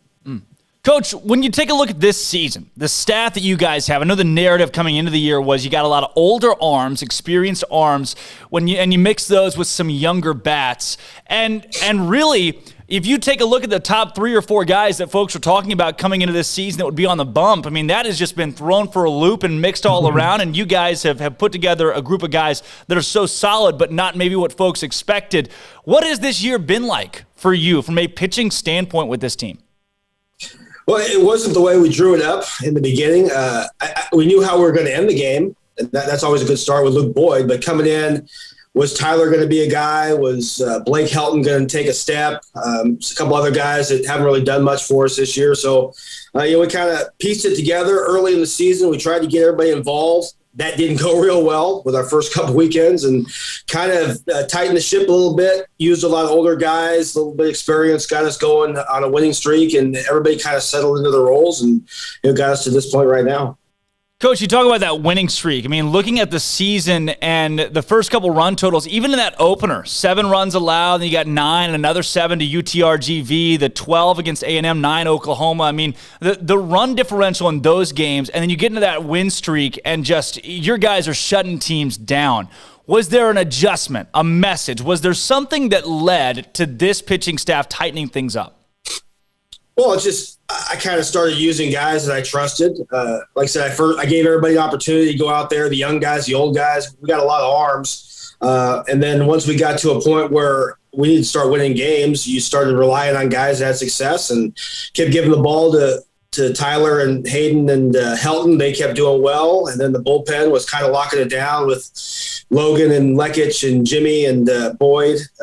So that just kind of let us go, and our starters started getting deeper as the pitch count's getting built, and won us a lot of games. So it's a good recipe for success. Coach, I'm looking here at some of these pitchers that have thrown these last couple of years for you and your program, and there's no one more consistent that I can find. He's the Kevin Kopps of the Big 12, if not better. Luke Boyd. I mean, this guy, his consistency is remarkable. When you have someone like him in your bullpen, first, how much better does that make this team? Well, it makes it easier to plan, because if I know that the 9th and part of the 8th is already done, then that kind of sets up the staff for the rest of the game. That's how I look. I always look backwards and, okay, how do I get to Luke Boyd? When do I get to him? Who can I use now? So having a guy like that, which we've had over the years, we're pretty fortunate to have him. And then he fought beginning with Kyle Hill and then Troy Montgomery. We've had that our entire time here at Baylor. And, I'm trying to figure out how to get Luke Boyd here for a 6th year. I'm not too sure that's going to be able to happen, but I'll take him for the rest of my career if I could. Along with that, you talk about how much better it makes the team when you've got other guys in the bullpen, even a couple of younger arms. I mean, I look at Kaylee, who is coming out there as a freshman. I mean, that's just the little dude whose hat's too big for his head, and the things that he can learn from a guy like Luke Boyd. How much better, in turn, does Boyd make the rest of this pitching staff? That's kind of something that we've passed on over the years. Luke Boyd was just trying to figure himself out a few years ago. He didn't pitch very well for a couple of years, and he learned from those older guys, and he got better and learned, all this failure that he had was going to make him better, and it did. And hopefully he can pass it on because, Kaylee had a rough start to the season. We thought very highly of him, but it didn't go very well, and he's matured and he's pitched some big innings for us. So hopefully we can pass it on enough to the younger guys before our old guys leave, and they can keep passing on. That's how your staffs continue to be successful. Coach, coming into the year, Luke Boyd was a name that I knew, and I was ready for Luke Boyd to come out and put the numbers that he's put up so far, and we had him on the show and talked about how his save numbers would be astronomical had the batters not just been so hot for Baylor this year and putting you guys ahead by 3 or more runs so many times. But then I look at a guy like Tyler Thomas and think, where did he come from? I mean, I didn't see it coming going into the year, and here he is as one of the premier pitchers in the Big 12. What do you make of his rise to really conference stardom this season? Tyler's had a very, very roller coaster career. As a freshman, he started a lot, had success here and there, but didn't throw a lot of strikes. Came out the second year, didn't make many improvements, and then he gets to the bullpen, really found his confidence, throwing strikes, and then he had a great fall. I mean, he came out like gangbusters and took the step forward, so I had no doubt that he would come out in the spring. And, we haven't had him every weekend, unfortunately. I'd like to have him this week, but, the time we put him out there, he's been pretty good for us. Coach, with that, too, I mean, Blake Helton is a guy that has stepped up that maybe I wasn't ready for him to be in there and have the role that he's had. We're talking preseason about the guys who are going to really anchor this team, and Blake Helton has been one of those. Even what Hayden Kettler's been able to put together, and like we mentioned, Cam Kaylee, who has thrown some pretty solid innings the last couple of weeks. I mean, those guys bolstering this roster. Of those names, were you expecting this time January for that to be the bread and butter of this pitching staff?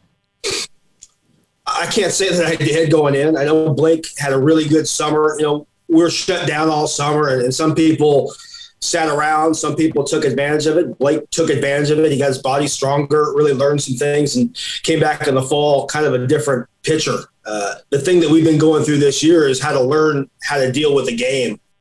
It's one thing to get stronger and throw harder, but navigating a lineup, going through the emotions of the game. Blake struggled with that early, but really started to find his role, how to get through it, how to deal with the adversity and making one pitch at a time, all those things, those cliches we go through, and has really grinded some outings here as of late. But no, coming in, I don't think he would have been a guy you'd pencil in. Hayden Kettler is probably the one mainstay that you're always going to pop up in your rotation. He's been doing it for 5 years. But other than that, I wouldn't have guessed that Blake would have been doing what he is, but I'm so glad he is. I'm glad that you mentioned the summer. I really, when you talk about a lot of these sports, the basketball guys, you can go out in the backyard and shoot a basketball on your hoop or play fives with the guys in the neighborhood. The hitters, a lot of time, you can go out to the batting cages. It's not live arm, but you're seeing something. For these pitchers, I mean, you're looking at your spring's cut short. Your summer, you're doing a lot of remote stuff, and it's so tough to keep in shape and keep your arm ready to go. How did you, as a pitching coach, prepare a Big 12 staff when a lot of those guys were remote for months upon months? There's not much you can do. You just keep in touch with them to stay healthy. We've got a great strength staff and training staff, monitor them, but it's hard to get guys ready when you don't know what they're getting ready for. When the summer just started, when we got shut down, we always thought, okay, you'll be playing pretty soon. You'll play summer ball. Let's stay in shape. But the longer we went, it's just hard to give those guys information because I just wasn't sure what we were going to do and how long was it going to be before you're going to throw live. And there's some points you guys just kind of shut it down. So I think strength was the biggest thing our guys focused on the summer. If you can't throw live and face hitters, let's get stronger and bigger. And Blake Helton and Tyler were two guys that really took advantage of that. On the flip side, when you've got a staff of guys that come in and have gotten the offensive production, like I said, we talked about coming into this season, the older arms juxtaposed with the younger bats, and how well will these guys be able to put up runs? What does the run production look like? And across the board, you had a 17-run inning at one point this season. Those guys are hitting the baseball. How much better, in turn, does that make the pitching staff? Well, it just takes the pressure off you. We score early a lot. I think we've scored in the first inning, 7 straight games, something like that. So that really takes the pressure off the starter. They don't live with one pitch changing the ball game. They can get comfortable. You can take some chances, throwing the ball in and out and kind of dissecting hitters. So, and to know that our guys can come back from any deficit also takes a little bit of the pressure off it. It allows me to kind of use guys, even if we're down, guys like Jimmy Winston who are long guys that you don't want to use too early, because if you use them too long and we don't win the game, then you've kind of blown out. But you can use guys like that, knowing that your offense can come back from any deficit. And as long as I can keep guys in the game, this team in the game, with the pitching staff, we have a chance to win any game we're in. So that makes it a little more intriguing. With that, you coming from Pepperdine with Coach Steve Rodriguez, Coach and I joked, I think a week ago on the show, that at Pepperdine, as long as you score 3 runs and hold the other team to less than 3 runs, that California-style baseball, we're talking some bunts and squeezes, baby. Let's play at West Coast. And now you've got a squad that's just putting up bombs. I mean, this team, from a power standpoint, from a run production standpoint, does that change the way that you approach your pitching staff in general? Not really. I mean, we're still trying to throw strikes and locate the ball.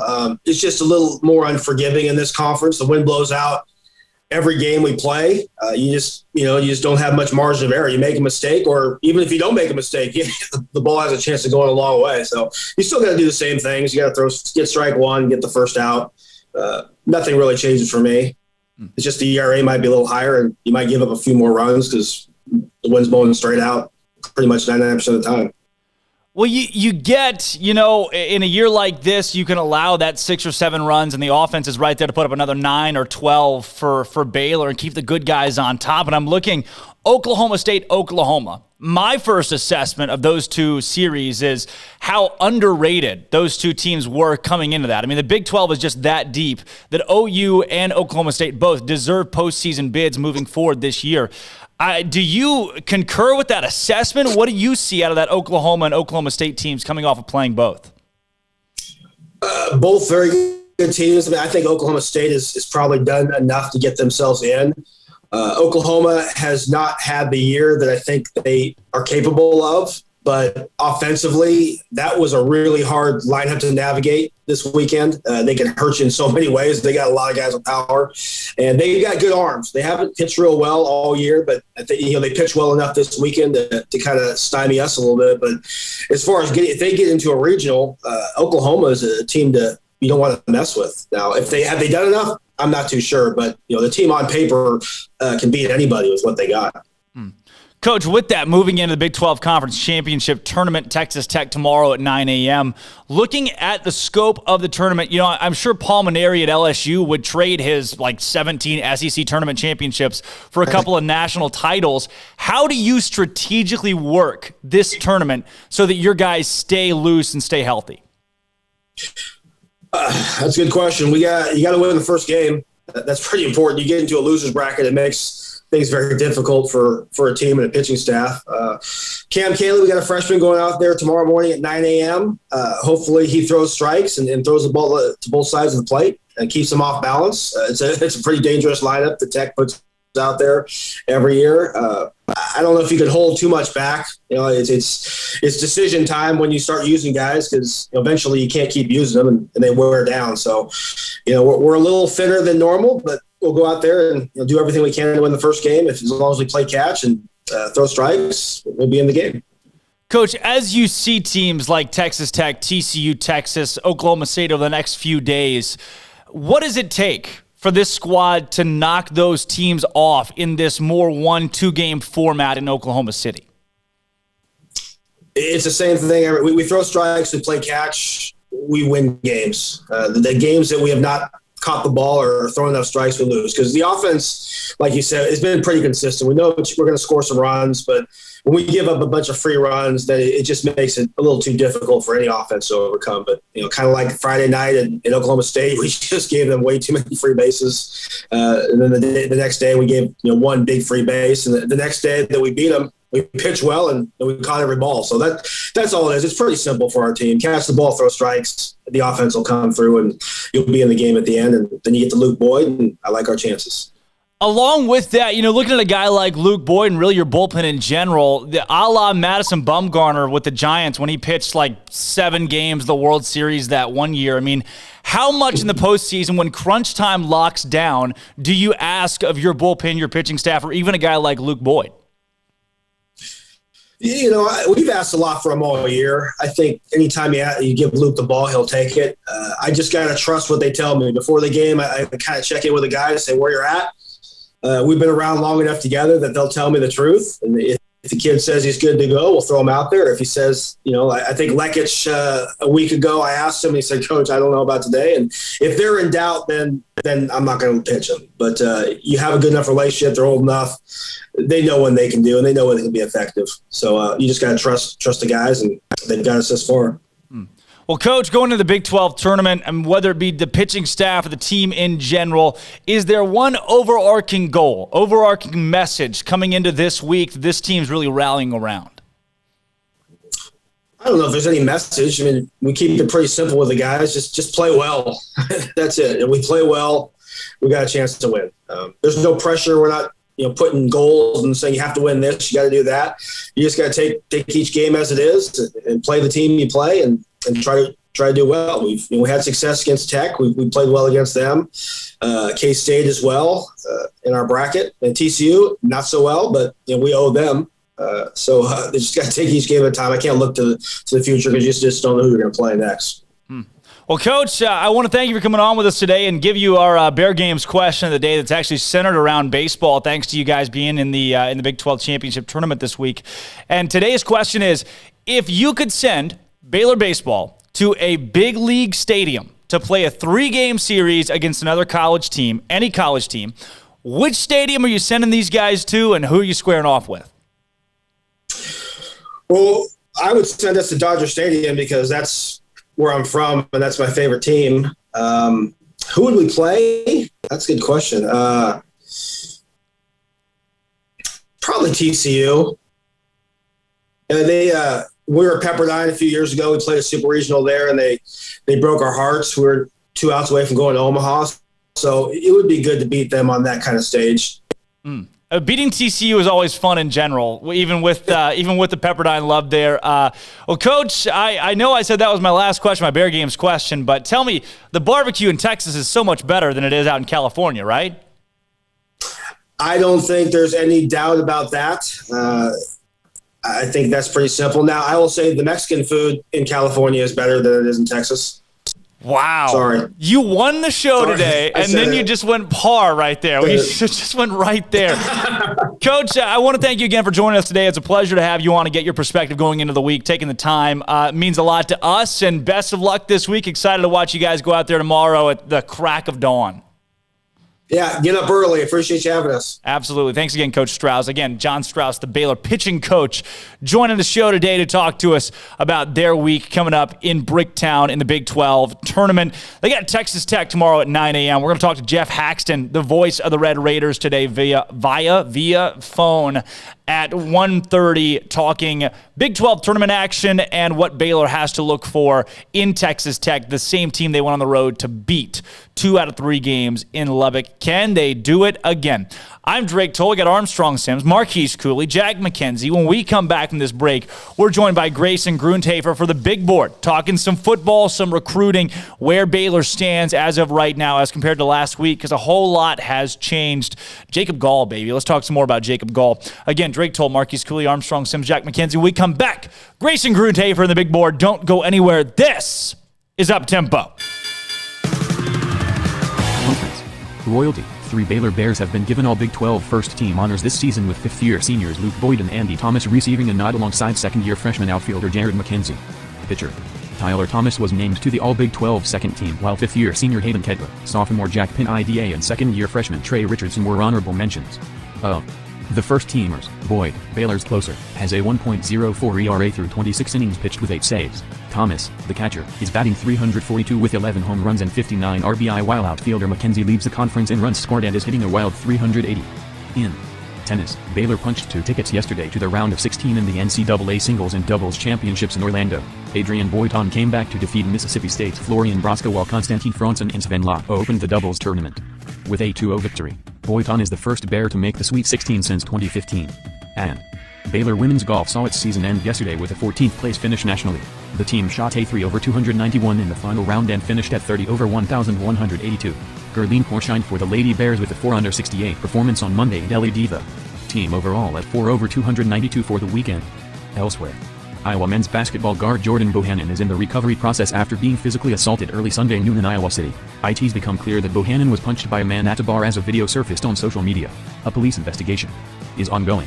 And Central Michigan quarterback John Keller has been released from the hospital almost a month after being shot in the chest near campus. I'm Armstrong Sims, and that's all the news that is news in college sports. This has been Armstrong's Minute on SicEm365 Radio's Uptempo.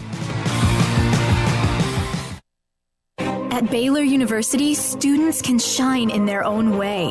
Or should we say their own ways? Because there's no limit to the ways Baylor students make the world a brighter place. Whether they're leading a student organization or following a higher calling, getting advice from faculty, or taking part in world-class research, pursuing their dreams, or working toward their dream job, students find their place to shine at Baylor, where lights shine bright. Don Humidor, your home with a 48-foot walk-in humidor with the elite cigar brands from around the world, including the #1 cigar of the year, Aging Room Cuatro Nicaragua. Plus, they have the great brands like Macanudo and Artur Fuente, Rocky Patel, Aston, and so much more. CBD, great for sore muscles, aches and pains, sleep, Vita Dreams, and anxiety, mild depression, general health and wellness. Their staff very knowledgeable on the subject. If anyone is curious about CBD, ask Carol and Ashley. Don Humidor in the Townwest Shopping Center off Valley Mills in Waco. Riverbend Liquor and Wine has their easy-to-access drive-thru open and convenient and clean in-store location on the corner of Lakeshore Drive and North 19th Street in Waco. Riverbend Liquor has the best and most extensive variety of craft beer selections in Waco, and Balcones whiskey, including single malt, pot still, baby blue, rye, brimstone, and the all-new lineage in stock. Riverbend Liquor and Wine, family-owned and operated, and a hidden gem in Waco on Lakeshore Drive and 19th Street. And find out more on Facebook and Instagram. It's time to fire up the grill, heat up the oven, or get that deep fryer going to enjoy the top quality products at Waco Custom Marketplace. Order 30-pound sacks of live crawfish by 6 on Wednesday. Pick up on Friday afternoon after 2 or Saturday. Enjoy the weekend. 30-pound sacks of live crawfish available right now for $4.25 a pound. Find all the crawfish boil ingredients you need, including red beef potatoes, sausage, corn cobettes, and Louisiana boil seasoning. Make your order for live crawfish by Wednesday at 6. Pick up on Friday after 2 or all day Saturday, and enjoy the weekend. Waco Custom Marketplace, your home for fresh baked kolache, cinnamon rolls every day. Butcher shop to cut your steaks the way you want. Fresh seafood, summer sausage, boudin, house cured and smoked bacon, spices, seasonings, soup mixes, and more, and weekly gift boxes for any occasion. Waco Custom Marketplace, 425 Lake Air Drive in Waco, or WacoCustomMarketplace.com. 1, 2. I'm in love with a man named Rudy. I'm okay with that. He knows exactly what I want. He keeps me coming back. He cooks breakfast, lunch, and dinner for me. Does the dishes too. I'm in love with a man named Rudy. Last name Barbecue. It sure is easy to fall in love with Rudy's tasty oak smoked barbecue. Next in line. Southwest Sports Medicine and Orthopedics, the team physician of Baylor Athletics. Our doctors specialize in the diagnosis and treatment of any and all sports-related injuries. Celebrating over a decade of service in Central Texas, our doctors are equipped to handle a wide range of issues, whether it's your foot or ankle, orthopedic spine care, your hand or wrist, knee and shoulder pain, or if you're in need of our arthritis or total joint clinic. Come see us at the new Baylor Scott and White Ted and Sue Getterman Sports and Orthopedic Center. Trusted doctors at Baylor Trust, Southwest Sports Medicine and Orthopedics. Our goal is to get you back in the game. How much you want to make a bet I can throw a football over the mountains? Welcome back to Up Tempo on SicEm365 Radio. Paulie, give me some of your tots. No, go find your own. Come on, give me some of your tots. No, I'm freaking starved. I didn't get to eat anything today. Call us on the Impact Health Labs caller line at 254-339-1122. Brian, don't be jealous that I've been chatting online with Dave all day. Your place for a Baylor take on your lunch break. Here's Drake Toll. Welcome back into the Petty Clinic Low T Bears Den, rounding it out on your Tuesday, 12:30 on the clock and raining outside. It's a muggy day here in Waco. Some rain and about 79, 100% humidity, just not pleasant. No, I just got poured on out there. I was getting, I mean, it started coming within the last hour, I would say. Yeah. It just started coming down like crazy. About 11:30, and just the bottom fell out there. Looking through Baylor and this week, today's conversation, we've had the discussion, the year of the Bear. I want to get your thoughts on this. Everybody's thrown out, which I don't think it's thrown out every year, but it's been so frequent since 2012. It's like, oh, was this the year of the Bear? Like after every year, someone has to ask that. But this makes sense. Men's basketball national championship. I would say this year's the closest Baylor's gotten since that 2012 run. What say you in regards to this in comparison to that year? I agree, because I think that year everyone talks about the fact that Baylor won a Heisman, which is something that is very rare, something super iconic. Obviously, 13 and 14, you had the Big 12 championships in football, which is a big deal. But you know, the other sports struggled. I believe one of those years was when they lost to Yale in the tournament. So things like that kind of got in the way. I would say I agree with you. This year is the closest. The national championship in basketball is something unprecedented, which really just juices up this year. If men's tennis had won, that would have been another awesome finish. My only issue, and I think this is where everyone kind of makes their argument and takes their stand, is that football was just bad. I mean, 2-7, that's tough to overcome. But I will say that year, for the Heisman talk and all that, Baylor still only won the Alamo Bowl. I mean, it wasn't like 13 and 14. So I'm gonna say it was the closest, but I'm not sure if it quite got there yet. But baseball, if baseball makes a super regional, I think things get a little closer. That's a big if that you make there. That's a large if. I don't know how much you've kept up with Baylor baseball or been able to. But yeah, you know, this team's just really volatile. Yeah, and it's really tough because this happened in 2019. I don't know if you remember this, but Baylor had a chance to win the Big 12 regular season title, and they played Texas Tech and Oklahoma State to end the year.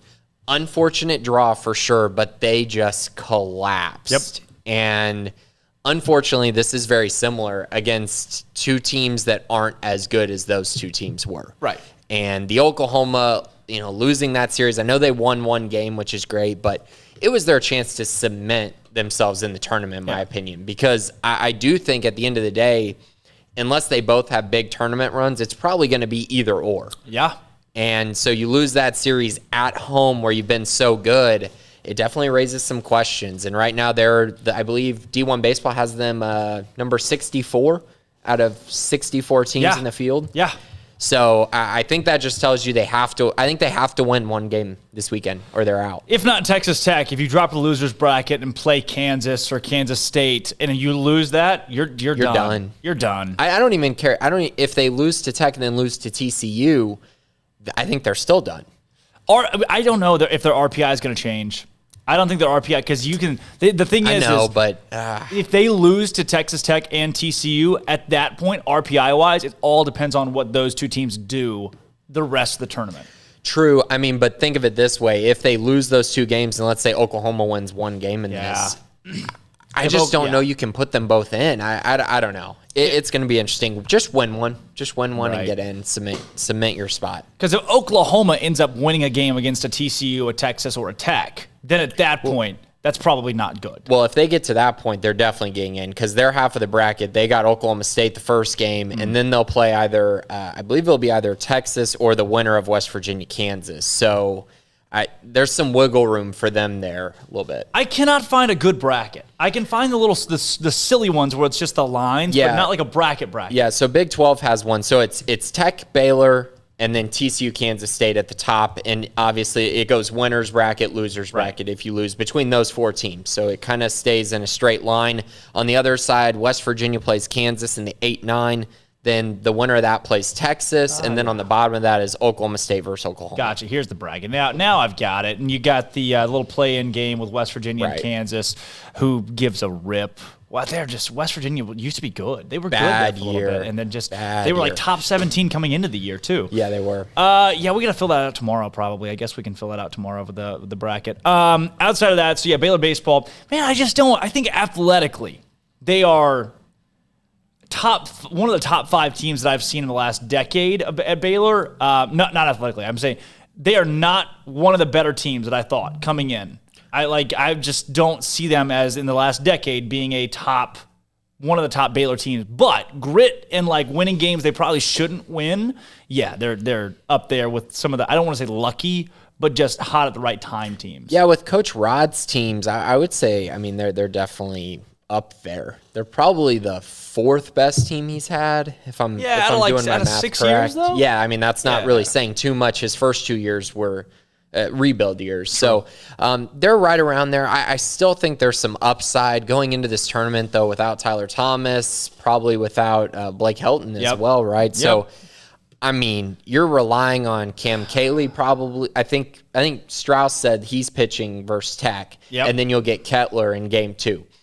You just, again, the only thing that matters is win one game, and that's what they need to do, but it's going to be tough. Playing Tech, having to try to beat them again is going to be very difficult, I think. Yeah. And K-State just beat TCU over the weekend, so I don't know if that next game is going to be a cakewalk either. Yeah, K-State's just oddly, and they get TCU in the first game of the tournament, but they've been oddly decent the last couple of games.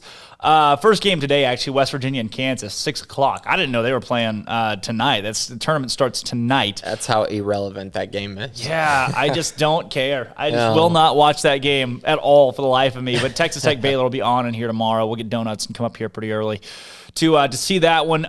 Getting into a tennis conversation, I'd be remiss. Baylor men's tennis, the national championship. I think the world, Baylor Nation, turned its eyes to tennis there for a little bit yesterday. Over the weekend. Yeah, definitely. I think everyone was excited about it. I was. This was quite an accomplishment by this team. Obviously, beating TCU, a lot of fun there, and then beating a really good Tennessee team. Yeah. I thought that was one heck of a performance. And then you go into the Florida matchup and I seriously was thinking, and I've seen a lot of these Florida guys as they've developed between Duarte, Sam Riffis, these guys have been there a while. They're seasoned veterans.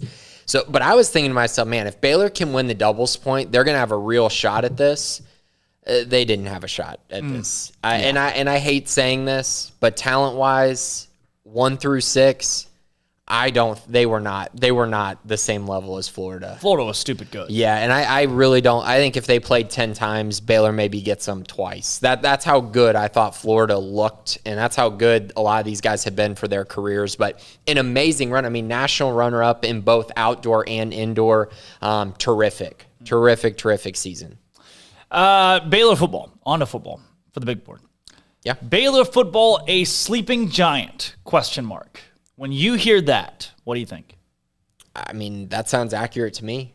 I really think it's so tough because you obviously change coaching regimes, and so there's a lot of things that need to be corrected and changes that need to be made. But I think in 2019 under Matt Rule, you saw where the program was trending. And that was a true sleeping giant team because of the simple fact they didn't have a single recruiting class that was inside the top 20. Yeah. Leading up to that point, and they went 11-3, were 1 win away from being in the college football playoff. Really 15 yards by Chris Platt away from being in the college football playoff. Shoestring, yeah. Yeah, and so I think that when you think about that, when you think about the recruiting trajectory that Dave Aranda and the staff have right now, if they can win games, it's all moving in the right direction. I think this year is going to probably be dictated by the offensive line and quarterback play, which seems to be a recurring theme. Yeah. But defensively, they're great. Recruiting-wise, I think this staff can recruit probably better than any staff they've ever had. I know that's probably a tough statement, but I do think if this team was winning like the Art Briles teams were in 14 and 15, I think they could recruit at a top 15 level. So we'll see if they can get to that point. But yeah, I think that's a pretty accurate statement if everything falls in line, though, which doesn't always happen. Why? Why is this staff so good at recruiting, and why are they recruiting well? So I think, oh man, I follow this so closely, so I don't want to overhype things, but I do think it's important to kind of mention some of the things that I've seen that are maybe a little bit different. So obviously bringing James Blanchard back was huge. He's got a knack for finding talent. He's got a knack for recruiting, and he works really hard at it. So you bring a guy like that in, he was just in the NFL. I think that's also a big positive for him. You bring in guys like Aaron Hunt, Brian Nance, who now has experience, who I'm seeing just kind of flourish. I mean, just a great relationship builder with this recruiting staff. And so you think about that. You think about the fact that they have Dave Aranda, who's put a lot of guys in the NFL, and that Dave Aranda wants to recruit, which is something. Matt Rule was a good recruiter, but Matt Rule didn't spend, the time from August till the end of the season recruiting. He really didn't. He came alive down stretches. So right before signing day, he'd go out and build just crazy relationships and be able to land guys late. I mean, he was so good at that. But he was trying to win football games. That was his priority. Right. I think it's Aranda's as well, but I also will tell you the amount of times I message recruits and they tell me, oh yeah, like I talked to Dave Aranda. I was on a phone call with Dave Aranda. Right. Jacob Gall mentioned to me, who I'm sure we're going to get to. He was on the phone with Eric Mateos, and then the very next call he got was Dave Aranda. Yeah. And that does not always happen with coaching staff. So I've been very impressed with that. I would say Eric Mateos, I don't know if that guy ever sleeps. I'm not sure if he ever goes to sleep because he is literally constantly finding guys, evaluating guys from all over the country, and really just does a great job at grinding. And he also does a good job building relationships. So put that all together, I think it shows a positive sign in the recruiting direction. I think Jeff Grimes is solid. They've really just built a good staff. And I mean, I'm not even mentioning Sean Bell or Joey McGuire, who have been staples in the state of Texas as well. So, I think it's all kind of coming together for this staff from a recruiting side. This is a tough question, and it's a bit of a loaded question here because I don't think it's going to be an issue. I really don't. But you say all this, and of course you sing the praises of the coaching staff, and you've been around football long enough to know that, hey, this is not blowing smoke. This is how it is. Say that coming up this season, I mean, things are just tough to put together. The team wins 3 or 4 games, and it's that they don't meet the expectation that the fans set. What is the leash on this coaching staff? What leash have they bought themselves with their ability to recruit and to embrace this program like they have? They're in a lot of trouble if they only win 3 games. They're in a lot of trouble if they win 4 games. I mean, with this schedule already, I don't think that there's really much of a pass for going 3-9 with the schedule that they have. I mean, Texas Southern, Texas State, Kansas, those would be your only wins the whole year. Yeah.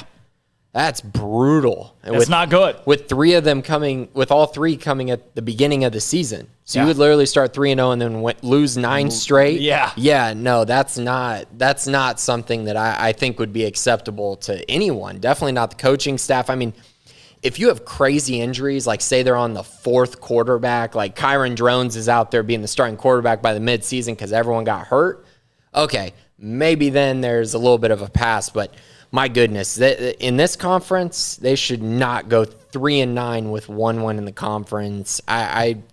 Leash-wise, I mean, maybe they'd get another year, but the problem is 2022 schedule Like, have fun going to Texas and Oklahoma and going to BYU that year. That does not sound like a recipe for success in 2022. So, I mean, they would be in a lot of trouble. So you're saying that right now, as it sits right now, this staff, this team needs to win more than 4 games to be comfortable moving into 2022. Yes. Yeah, I mean, I think from an outside perspective, they need that. I think from a coaching staff perspective, they need that. And I would think that the coaching staff would tell you, if we don't go to a bowl, that's a hugely disappointing season, and that's 6 games. Yeah. So we're talking two less than that. I mean, I don't think that would be acceptable, and I don't think anyone would be comfortable with that.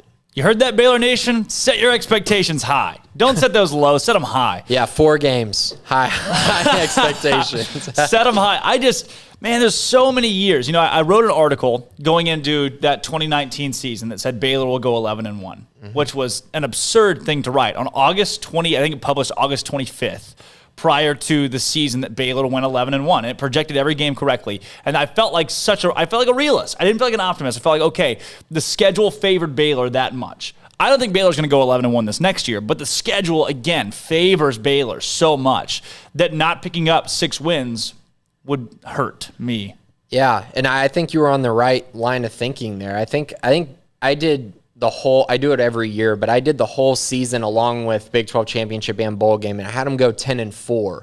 So I had them going 10-2 going into the Big 12 Championship, then losing that, and then losing to, I think I had them losing to Florida, so I was pretty close. Wow. It was Georgia, obviously, who they lost to, but pretty close there, so I was right there with you, and I'm getting similar vibes this season. Not all the way to that same level, because I do think the Big 12, some of the teams in Big 12 are a little scarier than they were in 2019. Oklahoma is just different this year. Oklahoma's just, they've been the best team. They're in the same category for me as they have been, except for last year. Last year, I felt like they were pretty beatable at times.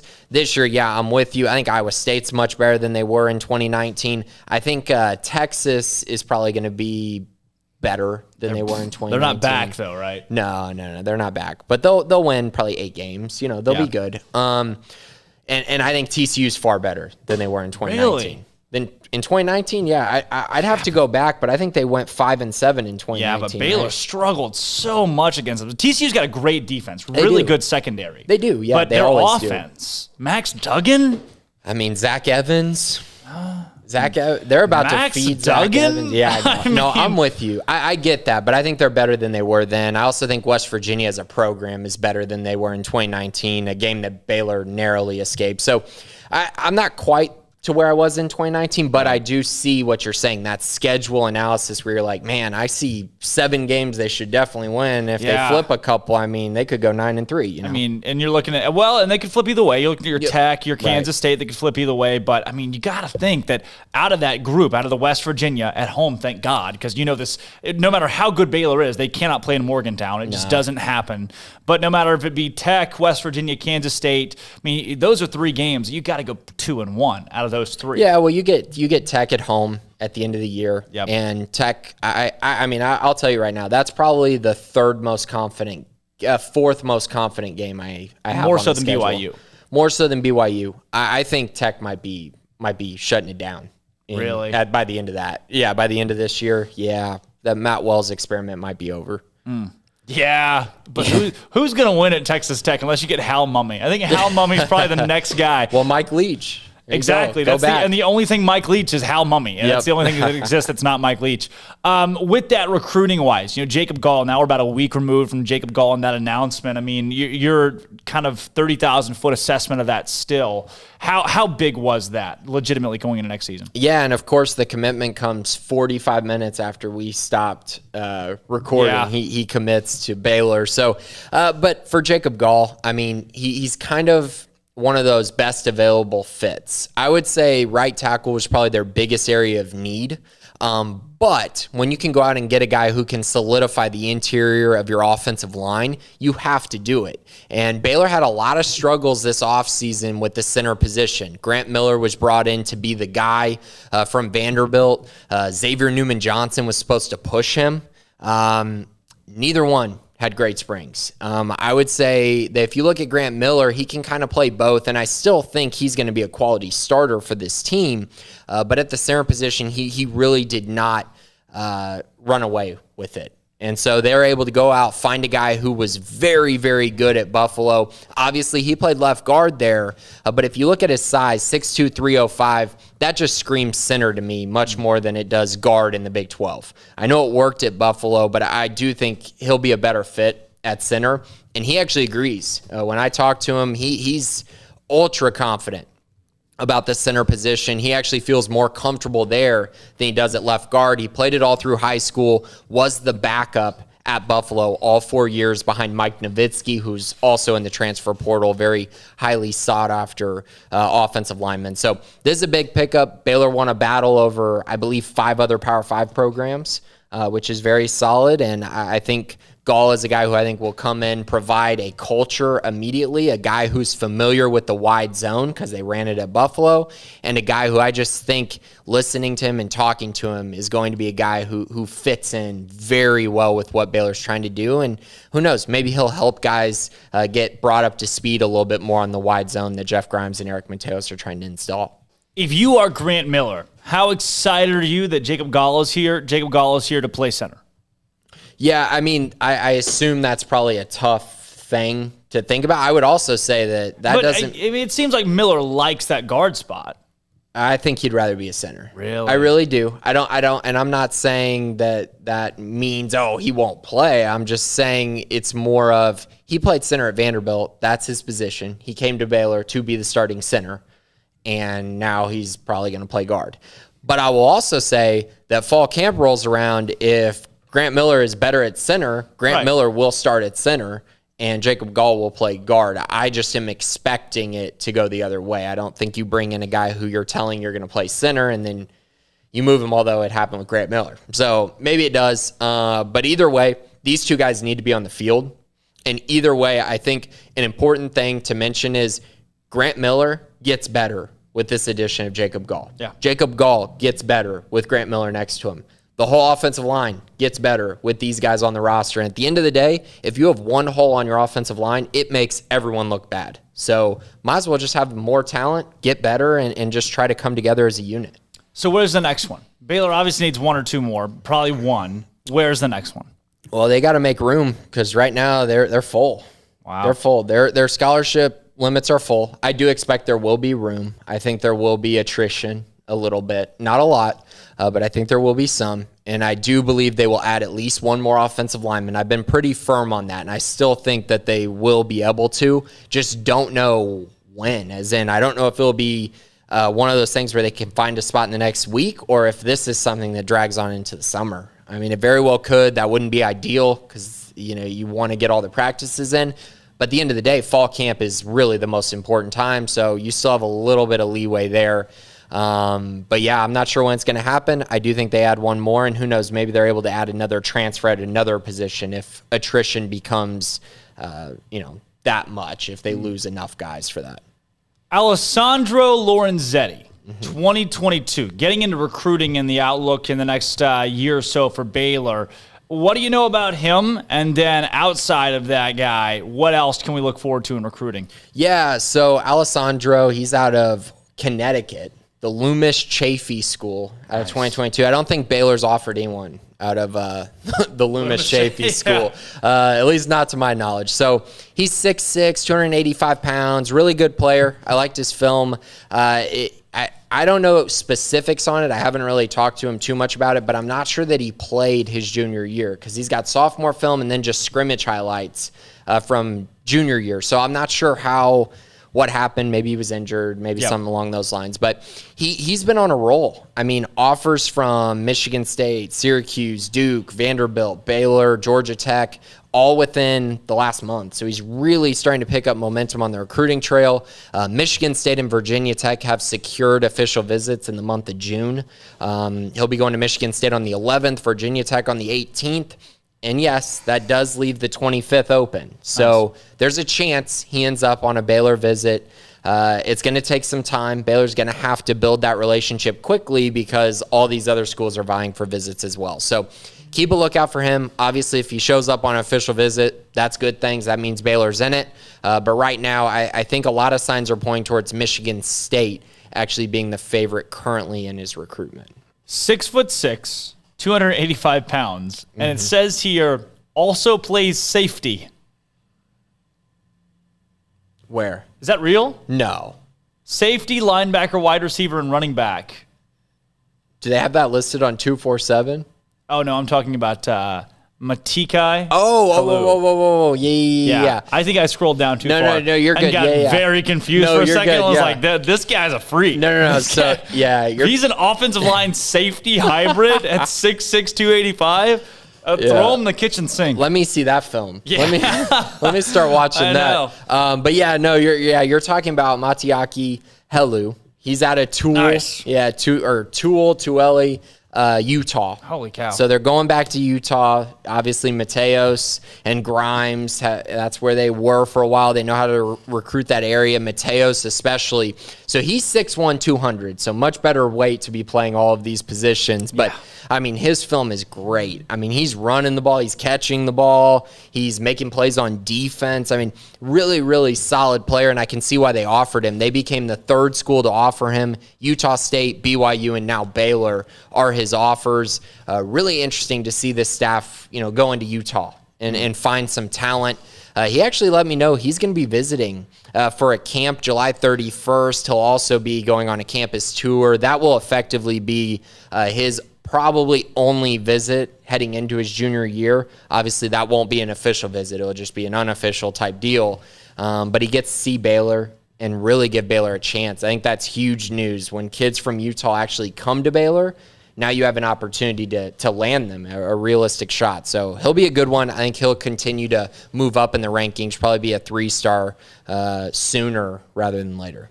Braylon James, looking at Ashton Cozart. I mean, guys like that through a bunch of these threads.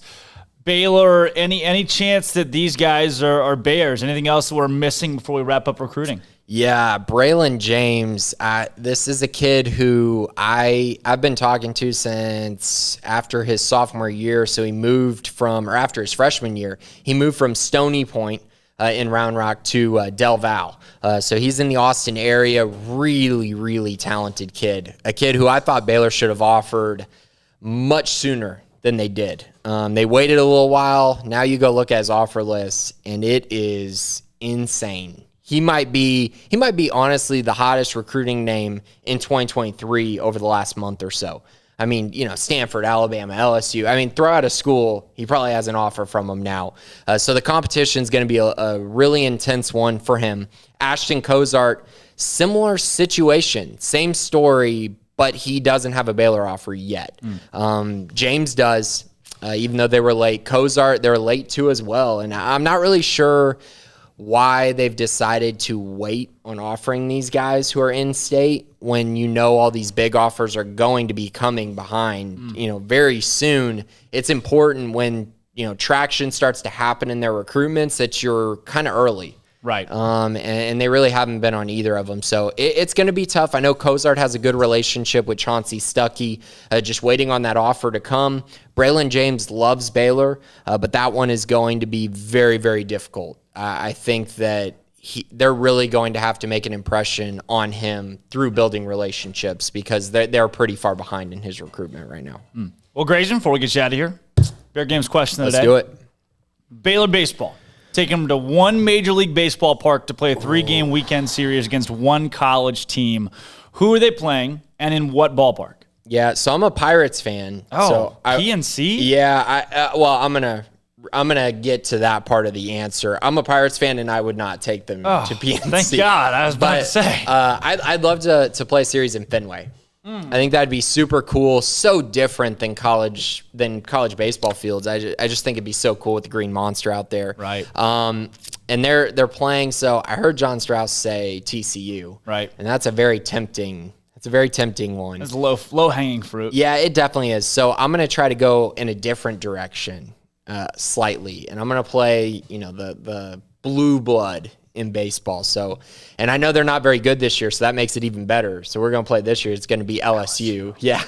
Yeah. Blue blood baseball, not good this year. Got to be LSU. Got to be. Or A&M. Oh, wait, that's tempting. Too tough. That is a Never mind. tough. I changed my answer. Texas A&M, they don't have a coach. Oh, you're getting 3 wins in Fenway. How great would that be? Think about going to Dallas, New Ranger Ballpark, and just the crowd there. Yeah. For a Baylor A&M in It'd Dallas, be cool, for sure. Or in Houston, which that stadium's just okay to me. Minute Maid's getting kind of Dallas outdated. would be. I mean, it's brand new. That's cool.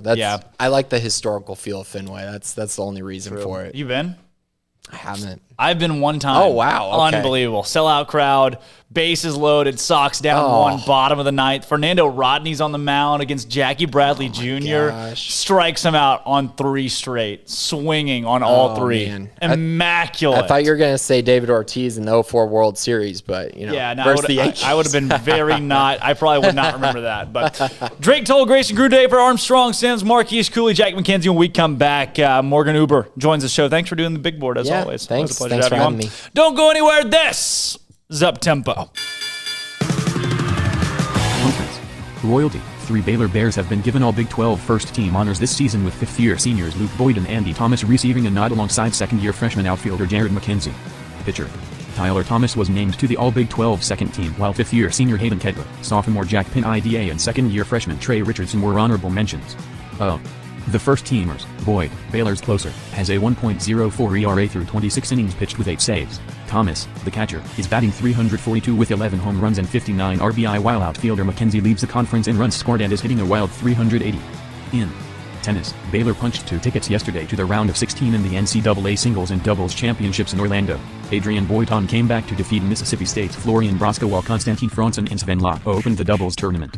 With a 2-0 victory, Boiton is the first Bear to make the Sweet 16 since 2015.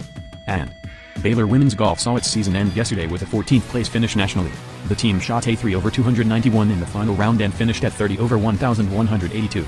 Gerline Porsche for the Lady Bears with a 4/68 performance on Monday at LED. The team overall at 4/292 for the weekend. Elsewhere, Iowa men's basketball guard Jordan Bohannon is in the recovery process after being physically assaulted early Sunday noon in Iowa City. It's become clear that Bohannon was punched by a man at a bar as a video surfaced on social media. A police investigation is ongoing. And Central Michigan quarterback John Keller has been released from the hospital almost a month after being shot in the chest near campus. I'm Armstrong Sims, and that's all the news that is news in college sports. This has been Armstrong's Minute on SicEm365 Radio's Uptempo. Boozers is the wedding ring store and more. If you're ready to get engaged or already married and want to upgrade your wife's ring for a special anniversary, Boozers is the place to go. With the largest selection of premier quality diamond engagement rings and wedding rings in Central Texas. They have 7 cases with over 300 styles of rings from top designers like Natalie Kay. Choose from yellow, white, or rose gold, plus beautiful top quality loose diamonds. With an in-house jewelry, they can also custom make anything you want. Bring in a picture or drawing and let Boozers create your one-of-a-kind pendant or ring. They can even use some of your old gold and diamond jewelry to create something new. At Boozers, you'll find a great selection of quality timepieces, and Boozers is the place for expert watch maintenance and repairs too.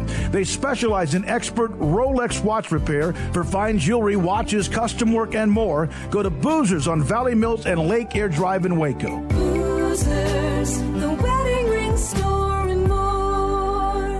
With so many companies and policies out there, it gets so confusing shopping for insurance, and I never know if I'm getting the policy that's right for me. Luckily, I met the team at the Niche Group Insurance Agency. With the Niche Group, you can go to one company and get access to coverage options from many insurance carriers, and you get to speak to a real person about your specific coverage needs. With the Niche Group, I know I'm getting the right coverage at the right price. If you need insurance, talk to the experts at the Niche Group at 1-800-258-8302. You want to know why Stonewood Dental is so successful? Listen to what happy customers have to say. It's pleasant. It's different than any other dentist office. I really feel like they care. And it's not that you're here for 2 hours waiting on someone to take care of you.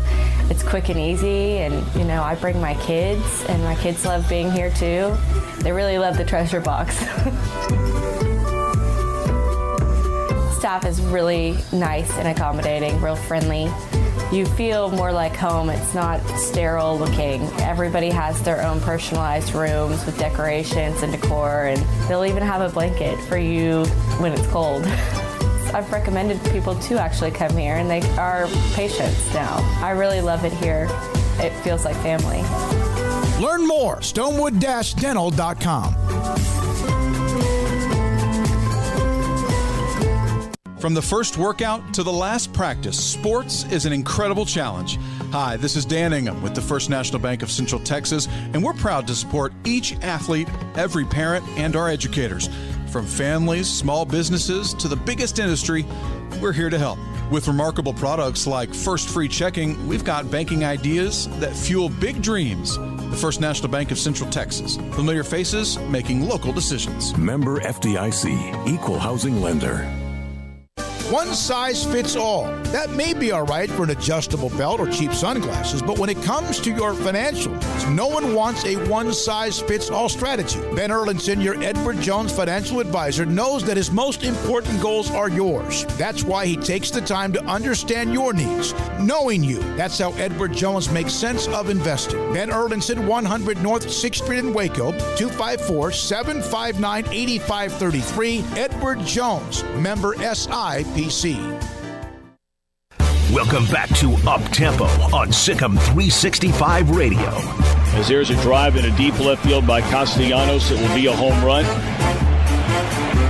And so that'll make it a 4-0 ball game. Now back to the Bears Den with Drake Toll for a Baylor take on your lunch break. Welcome back into the Petty Clinic Low T Bears Den. Happy Tuesday. Starting out the 1 o'clock hour with Morgan Huber, Big 12 digital correspondent, as we move into Big 12 baseball season and the conference championship season. Morgan, I see that you're safe, cozy, and comfortable in a living room and not in Bricktown, Oklahoma City, where it is raining right now. So an interesting scenery for you.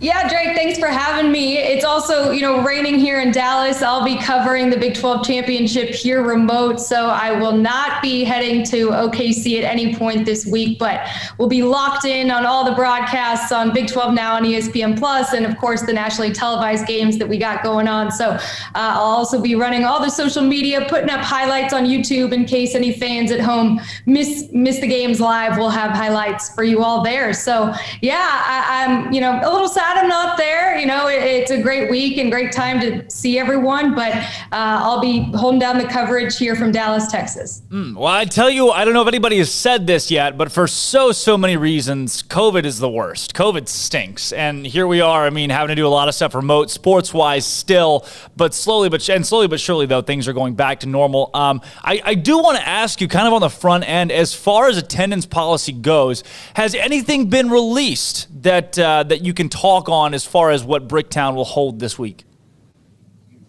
So there's nothing that I can say right now at this point, but, as soon as I get the information, that comes from our communications folks at the Big 12 conference office. I run our social media, so I'm, sort of the first ones to push that through. But what I can say is single session tickets did go on sale yesterday. And, from what I heard, there's still an opportunity to buy those. The all session tickets, went on sale about a week ago. So for fans that are looking to get out there and get to some games, there's certainly an opportunity. We have a great web page built, a Championship Central page where you can find all of that information. So we'll be, continuing to keep fans updated there and throughout social media. Well, Morgan, coming into the week, conference championship baseball time, there's always a lot going on and the storylines are heavy. Coming into this one, what are the big storylines that you're looking forward to? Obviously, the Big 12 has some powerhouse teams that are vying for host sites. Absolutely. I think, one of the things that really has stood out to me this entire Big 12 baseball season, particularly in conference play, is just the parity, right? It's similar to what we saw in Big 12 men's basketball. The strength of this conference is unbelievable. You look at, TCU and Texas, who shared the Big 12 title, which, Texas fans took to social media, weren't too happy about that with the Longhorns winning 2 of 3. But, at the end of the day, they they did, tie in terms of, games won in the conference. So they do share that title. But, these are two teams that, Texas playing some of their best baseball right now, and TCU kind of limping into the postseason here. They've struggled the past 3 weekends, losing to Kansas State in walk-off fashion. It's, really exciting, for those two teams. They get to go at it immediately again in postseason play there in Oklahoma City, with that game being tomorrow. But also, Texas Tech, they're a team that was the only team in the Big 12 that beat, those two teams, TCU and Texas. But on the other hand, they dropped series to, teams like Baylor and K-State. So I really do think, the top 6-7 teams in this conference are, very strong. At the end of the day, I do think it's Texas's Big 12 championship there in Oklahoma City to lose with the way that they're playing right now. But, like we've seen time and time again, it just really depends, who comes out, shows up in terms of, pitching and just the hot bat. So we'll see how things go. But I really do think the parity has just been really impressive and exciting, and just continues to really show the strength of this conference. Morgan, how much weight can be put on the Big 12 tournament championship? I know in college baseball, it kind of goes back and forth. You got your smaller conferences where it's everything to win your conference tournament. But here in the Big 12, with a Power 5 team, I mean, are there teams that are going to play this out in a way that rests their guys, or is it just all out ready to win? What are really the stakes in Oklahoma City?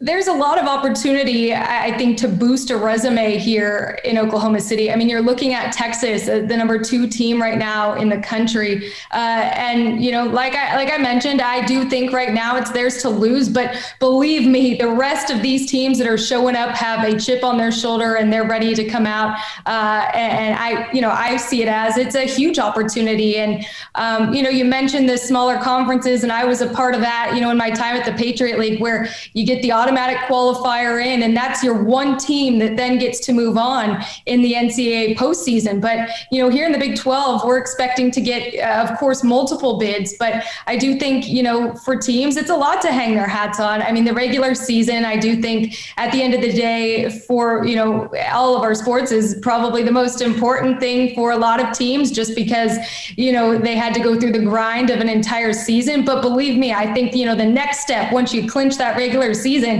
I don't think the Longhorns are planning to let off any steam. They're keeping their foot on the pedal. And, as the number 1 seed, I think, you want to play these tough games, this tough competition to get you ready for, a regional, a super regional, and then eventually the College World Series. So, I think to your point, these teams got a lot to play for here in Oklahoma City, and they're going to be coming out playing their best baseball. Morgan, along the lines of the competition in OKC and the amount of teams you have that have already shown that they're going to be powerhouses across the NCAA postseason, you've got Baylor with a chance to boost or bolster their resume. With Texas Tech, especially there in round 1, and say they lose and face either TCU or Kansas State, both of those teams have played at a high level this season at times. What does Baylor need to do to be more squarely in the postseason here in the Big 12 championship? Right. Well, Baylor, I think, we had talked about just how important those last 2 conference series were for them in terms of, their seeding in this Big 12 tournament, and end up losing, 2 of 3 to Oklahoma to then give them that number 6 seed, and, puts them a little bit in a tough place. But at the end of the day, they are playing a Texas Tech team, which, they won that series earlier in the regular season and, did something that they hadn't done to be able to go on the road in Lubbock and take 2 of 3 from Texas Tech. In both of those wins, I think for them, for the Bears, the most important thing is just going to be getting out to an early start. That was their key, to their wins against Texas Tech. When you look at how things shook out in those games, it was the offense that, came out fired up and, made the pitchers a little bit uncomfortable for the Red Raiders. So, that's going to be huge, I think, in this first game in order for, the Bears to come out. And their road doesn't really get any easier if they were to face a TCU at Kansas State. I mean, in Kansas State, you're going up against, one of the best pitchers in the country in a Jordan Wicks, and TCU at times, we've seen them capable of being a top team in the country. Number one, number two, they've fallen down the rankings a little bit, but I think, Jim Schlossnagle is going to have his team ready, and going into the postseason, it's going to be critical for them to come out strong and really get their feet back under them, get back to the way they were playing. But I think their pitching has been a little bit inconsistent at times, excuse me. So, for Baylor, whatever their path is, it's not going to be easy in this tournament, and they're going to have to come out and play like they did when they were having that really, really great winning streak with, it was their pitching, it was, their bat. I mean, everything just really came together, 100% a team effort, and that's what it's going to take this week against these really good Big 12 teams. Well, Morgan, when I look at that Oklahoma State series and even the Oklahoma series and Baylor dropping both of those during the year, we talked about how they could easily go 5-1, 4-2 in that series and possibly sweep both. You look at series losses, and for me, it's almost a testament to those teams being underrated coming into those series. I mean, Oklahoma and Oklahoma State both have shown really good flashes this season and have possibility of being postseason teams. Is that a fair assessment to say maybe we were overlooking both of those squads coming into those series? I think so, because to be honest, the past few weeks, it's been mind-blowing to me to not see either of those two teams, particularly, looking at Oklahoma State in the top 25. They've been receiving votes the past couple of weeks, but, I think these are two teams that are loaded with talent, and, Baylor did give them a really good run and really two conference series that could have gone either way. So it'll be interesting to see what, all of those teams, Baylor, Oklahoma, and Oklahoma State, what all three of those teams really had learned, from those conference series, and see, how things end up shaking out here in Big 12, the Big 12 championship here this week. Morgan, along with that, you got Cam Cayley, the freshman on the mound tomorrow for Baylor. Talked to Coach Strauss, the pitching coach, earlier on the show. I mean, you get a freshman, the same one, though, that went against Wicks, against Kansas State, and threw toe-to-toe with them for 6 or 7 innings. I mean, yes, a freshman, but a guy that's really coming to his own in Big 12 play, and across the staff between him and Luke Boyd, Kettler, Tyler Thomas, Blake Helton. I mean, this Baylor pitching staff has come together. Is that really what's going to help Baylor out through the postseason, or does this seem like a year in which bats and run production are going to be where teams win ball games? I think pitching is everything in baseball, really, at any level. At the end of the day, you're not going to win games if you don't have the right guys out there on the mound. And I think what's been so impressive, not just for Baylor, but really this entire, collegiate baseball season, and you can say the same thing about softball, is they had so many, players that were able to return due to, COVID and not having the roster restrictions. So you have these veteran senior leaders, fifth-year guys and gals that are out there really helping the freshmen along. And I think it's just made this, the experience has really helped the youth in that way. And I think that's been a huge, contributing factor to what we've seen at Baylor and really across the Big 12 as a whole. So I do think in order for, a team to make it far in the postseason, whether it's at the collegiate level or, MLB, you've got to have a strong pitching staff. And, I do think, your starters are extremely important, but to have a closer, and Baylor's very lucky to have a great one in Luke Boyd, that really just makes game planning a whole lot easier when in the ninth inning, you got your guy. But, with that being said, too, I think about what TCU went through this past weekend. Halen Green, one of the best closers in the country, and, ends up having a 4-run lead there in the ninth inning, or 3-run lead, excuse me. And, they dropped that game. So you never know what can happen. But yeah, pitching is going to make or break games. And Baylor right now, they're lucky to have a really great staff from top to bottom. Morgan, as we move through softball, Baylor falling in the Gainesville Regional and a couple of tough games against South Alabama and South Florida. Really good pitching from both those teams. Baylor no hit in game 2, 5-0. But across the realm of the Big 12 and even just Baylor in itself, to have the feat of now 14 postseasons in the NCAA, making the postseason again this year at a team that they lost probably 4 really big-time bats to injury this season. Gia Rodoni was never quite 100% healthy. I mean, it still says something that this squad was able to fight through. I mean, that and the passing of an assistant coach to fight through all of that to make the postseason this year.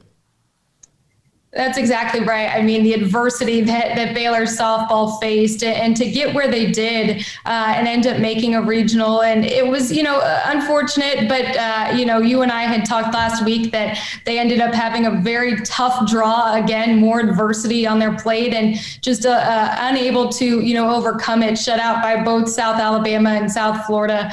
But at the end of the day, I think, this team has a lot to be proud of.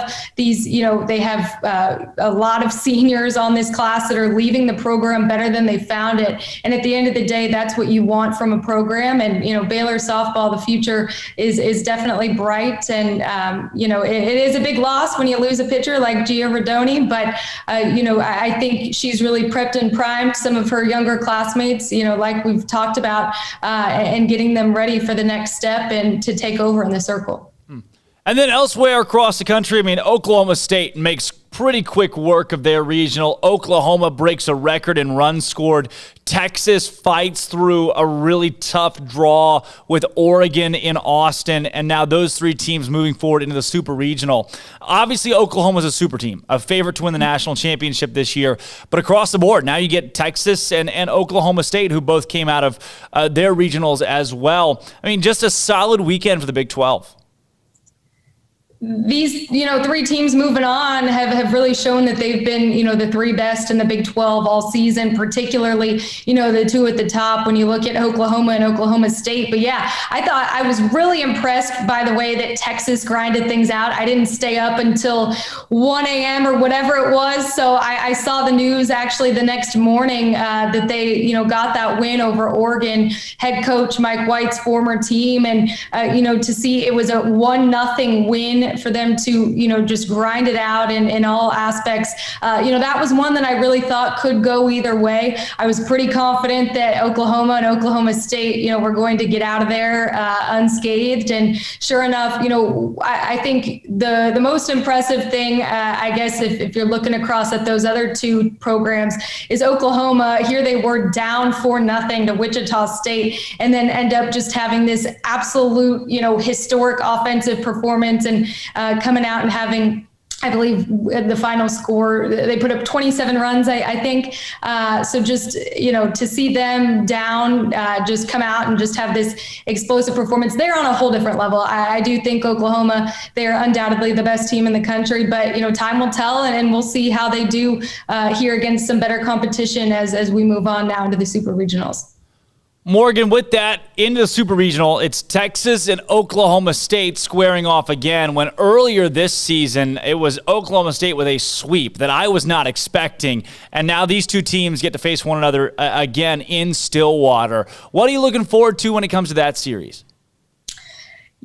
Yeah, I mean, this is so much fun, right? Interconference rivalry like this here on a huge stage. And I, like you said, wasn't expecting that either for Oklahoma State to come out the way they did.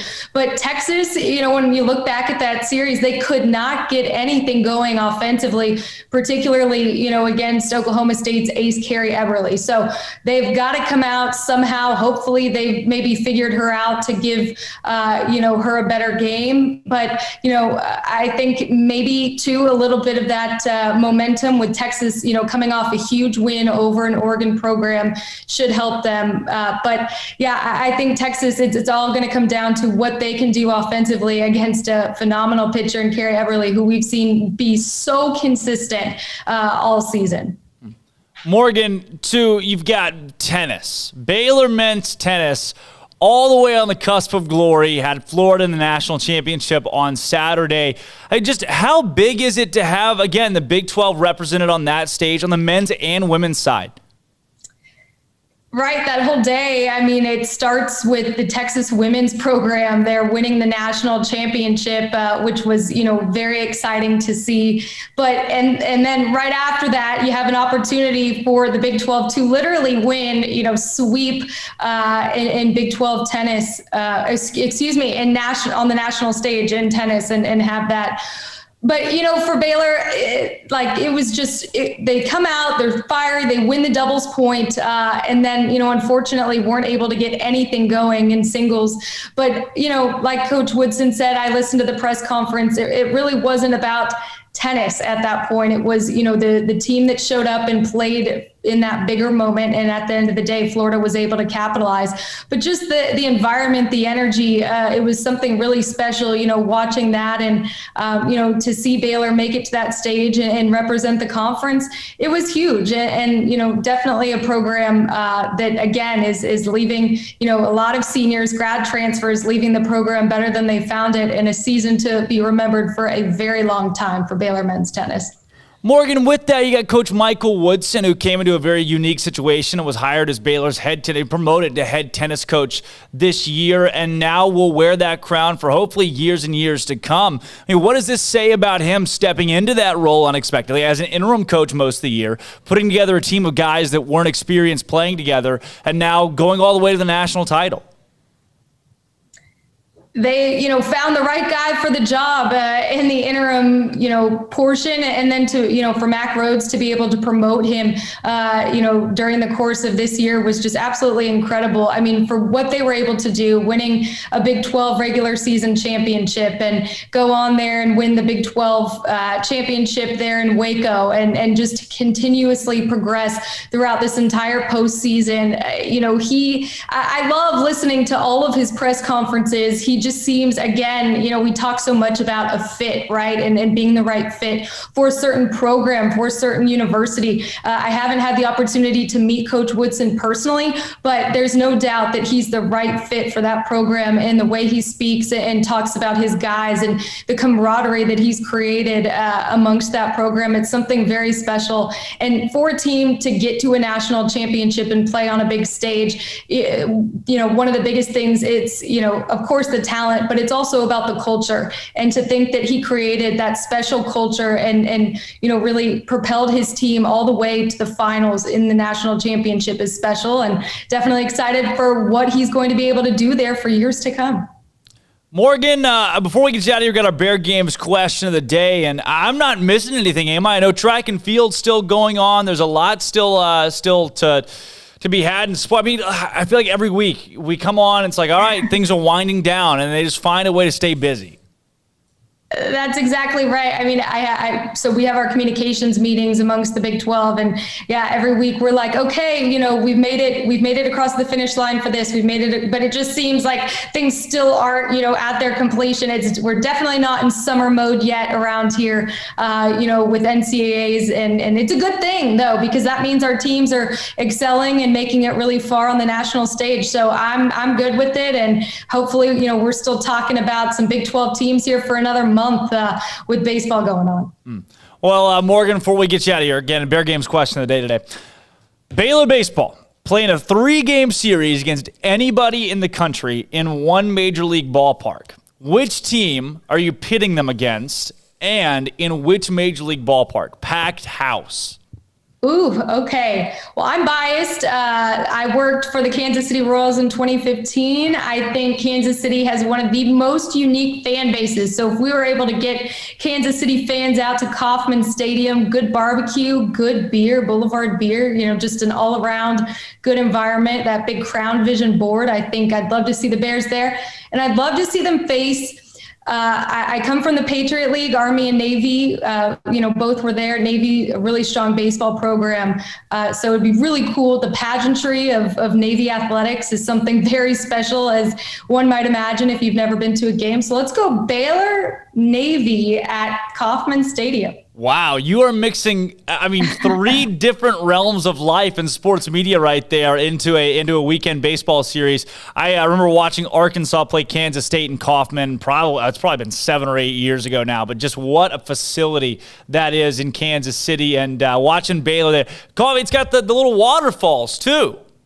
Oh yeah. I mean, just a really good environment. That Crown Vision board is huge. So it's one of my favorite stadiums, but I'm obviously biased. And yeah, I guess you could say I'm combining all three of my current job with my two former jobs, some of those walks of life. So yeah, that was a fun question. Love it. Lock it in. Morgan, thanks for joining the show today, breaking down things across Big 12. And hopefully, when we talk next week, it's coming off Baylor's pretty good performance in the Big 12 baseball tournament. Time will tell. We'll see. Yep, I'll talk to you next week, Drake. Thanks for having me. Thanks again, Morgan. Again, Morgan Uber, Big 12 digital correspondent, joining the show this week, as always, talking about Baylor men's baseball, not women's baseball, Baylor men's baseball in the Big 12 championship tournament in Bricktown in Oklahoma City this week. When we come back, we're going to preview Texas Tech and Baylor, as those two squads are the ones who meet at 9 o'clock tomorrow morning, facing off with a shot to play against either TCU or Kansas State on the line. I'm Drake Toll. We got Armstrong Sims, Marquise Cooley, Jack McKenzie, and Grayson Grundaper still hanging out in here. When we come back, Baylor baseball spotlight. This, don't go anywhere, is Up Tempo. Conference. Royalty. 3 Baylor Bears have been given all Big 12 first-team honors this season, with fifth-year seniors Luke Boyd and Andy Thomas receiving a nod alongside second-year freshman outfielder Jared McKenzie. Pitcher. Tyler Thomas was named to the All-Big 12 second team, while fifth-year senior Hayden Kedler, sophomore Jack Pin-Ida, and second-year freshman Trey Richardson were honorable mentions. The first-teamers, Boyd, Baylor's closer, has a 1.04 ERA through 26 innings pitched with 8 saves. Thomas, the catcher, is batting .342 with 11 home runs and 59 RBI, while outfielder McKenzie leads the conference in runs scored and is hitting a wild .380. In tennis, Baylor punched 2 tickets yesterday to the round of 16 in the NCAA singles and doubles championships in Orlando. Adrian Boiton came back to defeat Mississippi State's Florian Broska, while Konstantin Franzen and Sven Lott opened the doubles tournament. With a 2-0 victory, Boiton is the first Bear to make the Sweet 16 since 2015. And Baylor women's golf saw its season end yesterday with a 14th place finish nationally. The team shot a 3 over 291 in the final round and finished at 30 over 1,182. Gerline Poor shined for the Lady Bears with a 4 under 68 performance on Monday at LED. The team overall at 4 over 292 for the weekend. Elsewhere, Iowa men's basketball guard Jordan Bohannon is in the recovery process after being physically assaulted early Sunday noon in Iowa City. It's become clear that Bohannon was punched by a man at a bar as a video surfaced on social media. A police investigation is ongoing. And Central Michigan quarterback John Keller has been released from the hospital almost a month after being shot in the chest near campus. I'm Armstrong Sims, and that's all the news that is news in college sports. This has been Armstrong's Minute on SicEm365 Radio's Uptempo.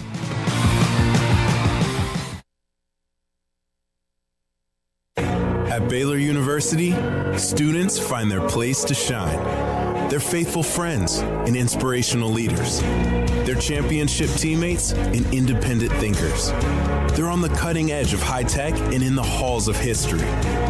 If you want to make the world a brighter place, you can. And if you want to shine in your own way, you can.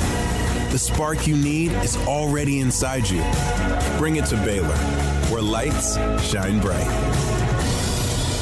Alan Samuels is celebrating Jeep Freedom Days. It's an exciting time for the new Jeep Cherokee Latitude or Lux with up to $5,000 in values or 0% for 84 months. Wow, the new Jeep Cherokee Latitude Plus or Lux up to $5,000 in values or 0% for 84 months going on now. Jeep, a great SUV. Alan Samuels, the award-winning customer service Central Texas dealer. The best place to get your next Jeep SUV. Located 201 West Loop 340. Alan Samuels is your friend in the car business. Come by, let's be friends. Let Camille Johnson Realtors guide you seamlessly through the process of buying your dream home or selling your current one. Commercial, farm and ranch, or residential, Camille Johnson Realtors can smoothly and successfully lead you through any transaction. With a team of 28 experienced agents who are excited about serving you, Camille Johnson Realtors services the entire greater Waco area. If you're in the market to buy or sell, contact Camille Johnson Realtors, 104 Midway Center in Woodway, or find them online at www.camillejohnson.com. Camille Johnson Realtors, elegant, charming, warm. Welcome home. Do you or your kids get nervous about going to the dentist? Stonewood Dental, Dr. Steve Childress, he can help. I've spent a career taking care of patients who as children had bad experiences, and now they're adults that hate going to the dentist. If I get a kid at 3 years old and they come every 6 months, and it's a happy experience. It's normal for them. Now they have an accident at 6 or 7 or 8 at school. Now they have a broken tooth or a trauma, and they have to come here. They're used to lights, they're used to water in their mouth, they're used to experience, they already trust us. It's amazing what we can do with that kid without it being a negative thing. But if I see a 6 or 7 or 8-year-old that's never been to the dentist, and now they have a trauma or an unfortunate unexpected toothache, it's harder to do that for that kid and it not be somewhat of a negative experience. So bottom line is I try to teach kids and adults and teenagers, everybody, the way I'd want my family treated, which is where it's a necessary part of life. You just take care of it. It doesn't have to be that big a deal. Learn more, stonewood-dental.com. Parenting is full of surprises. You never know what to expect. So after our son was born, I called my Texas Farm Bureau insurance agent to set up a life insurance policy in case something happened to me. Sawyer is now 2. And we'll soon have a sister. There's no one else I would trust with protecting my family. Stop by and see our agents at one of our 3 McLennan County locations. Coverage and discounts are subject to qualifications and policy terms and may vary by situation. From the first workout to the last practice, sports is an incredible challenge. Hi, this is Dan Ingham with the First National Bank of Central Texas, and we're proud to support each athlete, every parent, and our educators.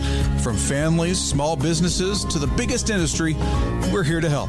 With remarkable products like First Free Checking, we've got banking ideas that fuel big dreams. The First National Bank of Central Texas. Familiar faces making local decisions. Member FDIC, Equal Housing Lender.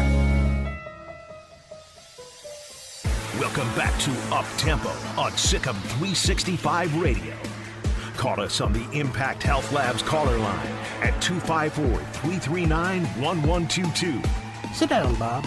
I'm not happy, Bob. Not happy. Now back to the Bears Den with Drake Toll and J.D. PicKell for the Blonde Boys Power Hour.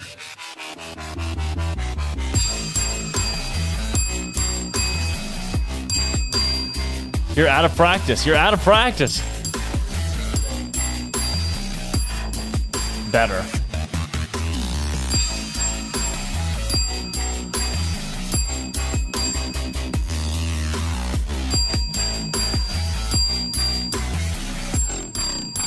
Welcome back into the Petty Clinic Low T Bears, and I did not blink one time during that entire intro. Didn't blink one time. Let's talk about sports. Couch sports. Baylor baseball is in action tomorrow at 9 a.m., 9 bells. We're actually going to do that. We're going to come into the studio tomorrow morning. We're going to have donuts in the morning, and we're going to watch the game at 9 a.m., right? That check out with you? Like, will you be here to do that? Yeah. 9 a.m. Okay. I mean, yeah, I need to watch the Baylor baseball game. We all need to watch it. Everybody's got to watch. It's going to be on Big 12 Now, ESPN Plus is Big 12 Now, something like that. So we'll check it out. Previewing tomorrow's game, we're going to be joined by Jeff Haxton, and we're not going to be joined by Jeff Haxton now. That's all right. That's what it just happens sometimes. Folks get busy. Life happens. You know, you got kids, and you just got things to do. He's on the road right now to Oklahoma City.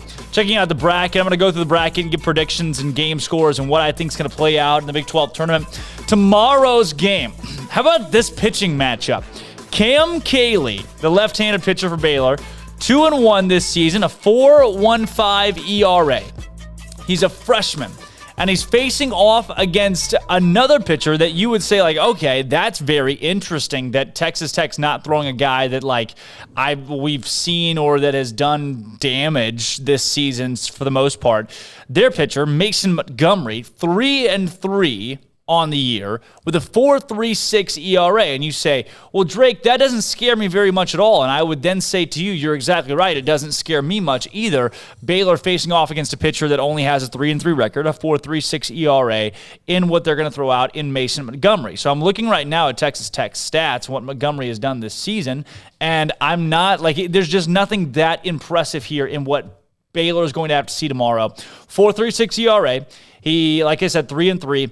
12 appearances, 11 games started, 53 innings. He's allowed 44 hits in those 53 innings, 27 runs, 26 earned runs. He's walked 23 guys, but he has 65 strikeouts. Solid strikeout pitcher, 53 2/3.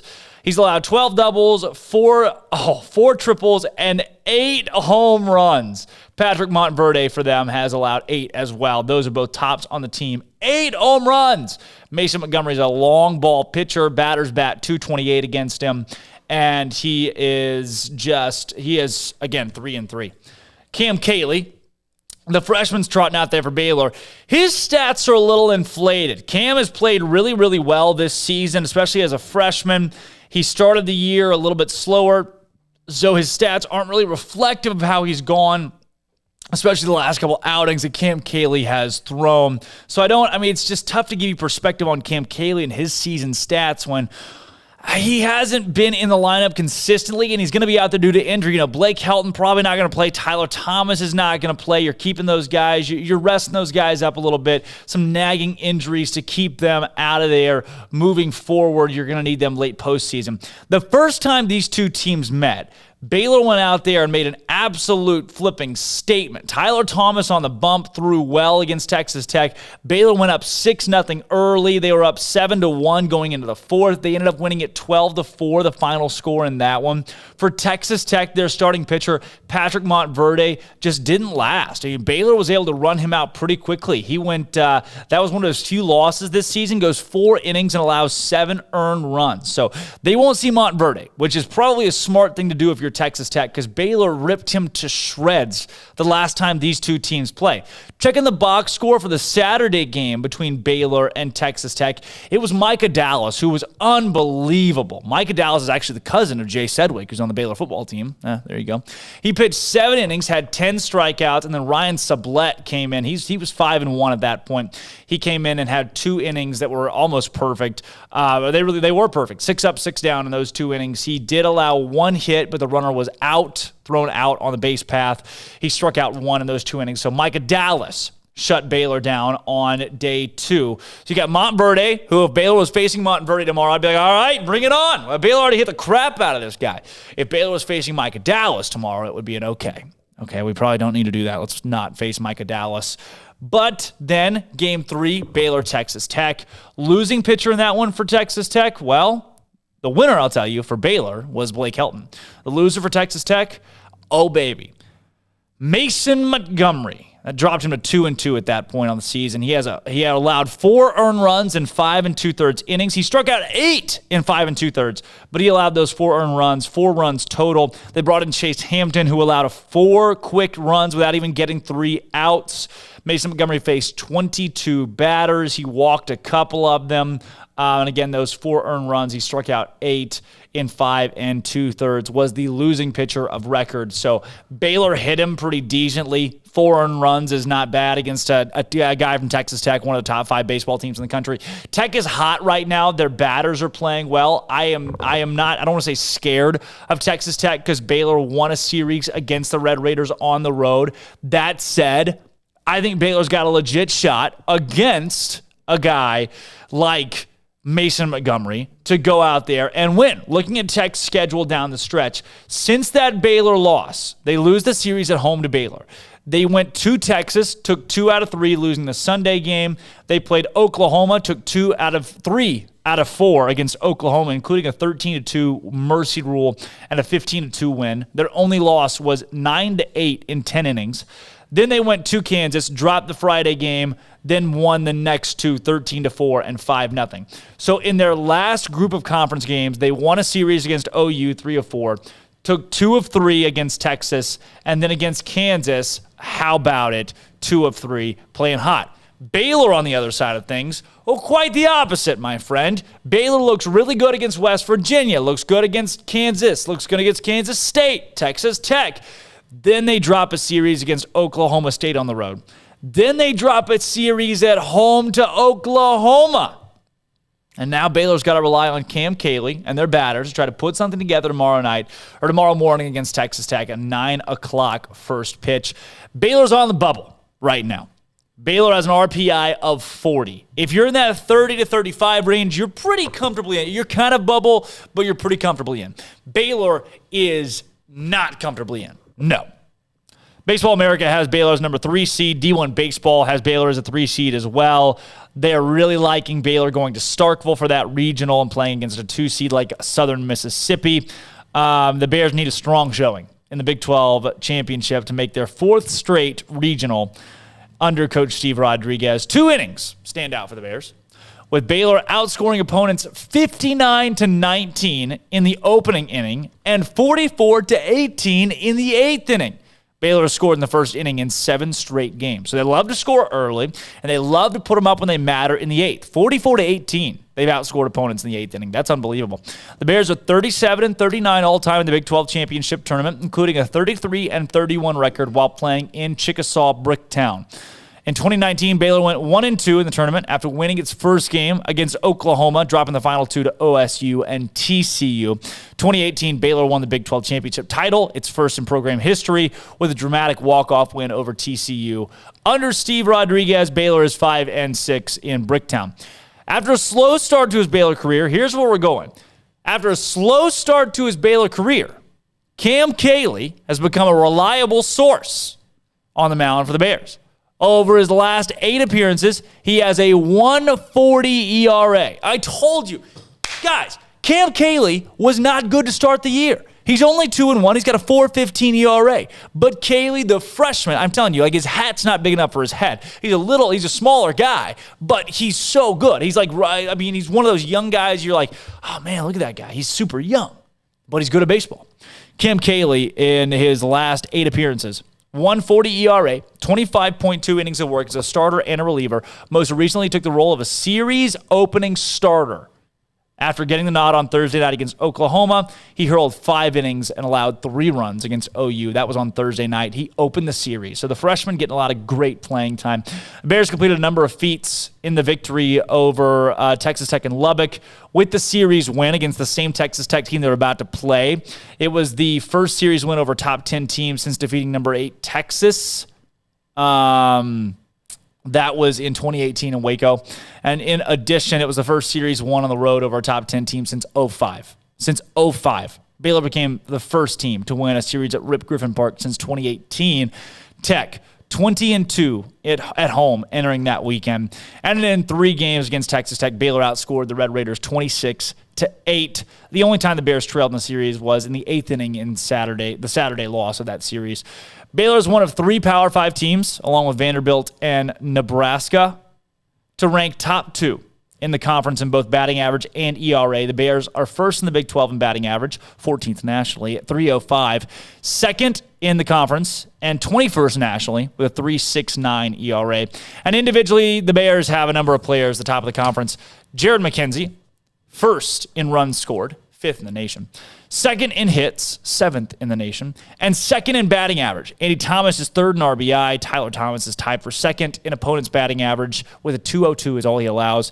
4th in ERA with a 2.49. And Luke Boyd is 3rd in saves and one of the conference leaders in the Big 12. If Baylor's going to do it, if Baylor's going to pull it off in the Big 12 tournament, the course this weekend, they need to win against Texas Tech tomorrow at 9 a.m. Moving forward from that, they're likely going to get TCU. They were swept by TCU. Can they come out with Hayden Kettler and win that game? Or can Kansas State upset TCU? Best case scenario, Baylor beats Tech, faces Kansas State. Win that game, you're going to get the winner of Game 10, so a loser's bracket game. Likely going to get, coming out of that, probably, I would say TCU or Texas Tech. I mean, you're going to need to win. If you win your first 2, you're in decent shape. That Game 3 is going to be tough. I think Baylor probably wins the first 2, best case scenario, and drops Game 3. I don't want to get so like, oh, they're going to win them all. Drops Game 3, then probably has to play their way back up out of a loser's game, which means they'll likely go down and play, I would say, Texas, maybe Oklahoma State. Would love to see them get that shot. If they win that, they go to the championship of the Big 12 tournament. And that's a 1-game series, 5 o'clock on ESPN2 on Sunday. So maybe Baylor can pull off some magic. They're on ESPNU tomorrow at 9 o'clock. Make sure to tune into that one. And maybe, just maybe, Baylor gets the win as they move into the 4 o'clock game if they do. If they lose, they will play at 9 a.m. again on Thursday. So Baylor baseball, Texas Tech tomorrow. There is a breakdown of what you can expect tomorrow in Bricktown. Drake Toll, Armstrong Sims We got Marquise Cooley and Jack McKenzie. When we come back, celebrity birthdays and this day in sports history. Don't go anywhere. This is Up Tempo. Royalty. 3 Baylor Bears have been given all Big 12 first-team honors this season, with fifth-year seniors Luke Boyd and Andy Thomas receiving a nod alongside second-year freshman outfielder Jared McKenzie. Pitcher Tyler Thomas was named to the All-Big 12 second team, while fifth-year senior Hayden Kedler, sophomore Jack Pin-Ida, and second-year freshman Trey Richardson were honorable mentions. The first-teamers, Boyd, Baylor's closer, has a 1.04 ERA through 26 innings pitched with 8 saves. Thomas, the catcher, is batting .342 with 11 home runs and 59 RBI, while outfielder McKenzie leads the conference in runs scored and is hitting a wild .380. In tennis, Baylor punched 2 tickets yesterday to the round of 16 in the NCAA singles and doubles championships in Orlando. Adrian Boiton came back to defeat Mississippi State's Florian Broska, while Konstantin Franzen and Sven Lott opened the doubles tournament. With a 2-0 victory, Boiton is the first Bear to make the Sweet 16 since 2015. And Baylor women's golf saw its season end yesterday with a 14th place finish nationally. The team shot a 3 over 291 in the final round and finished at 30 over 1,182. Gerline Poor shined for the Lady Bears with a 4 under 68 performance on Monday at Delhi Diva. Team overall at 4 over 292 for the weekend. Elsewhere, Iowa men's basketball guard Jordan Bohannon is in the recovery process after being physically assaulted early Sunday noon in Iowa City. It's become clear that Bohannon was punched by a man at a bar as a video surfaced on social media. A police investigation is ongoing. And Central Michigan quarterback John Keller has been released from the hospital almost a month after being shot in the chest near campus. I'm Armstrong Sims, and that's all the news that is news in college sports. This has been Armstrong's Minute on SicEm365 Radio's Up Tempo.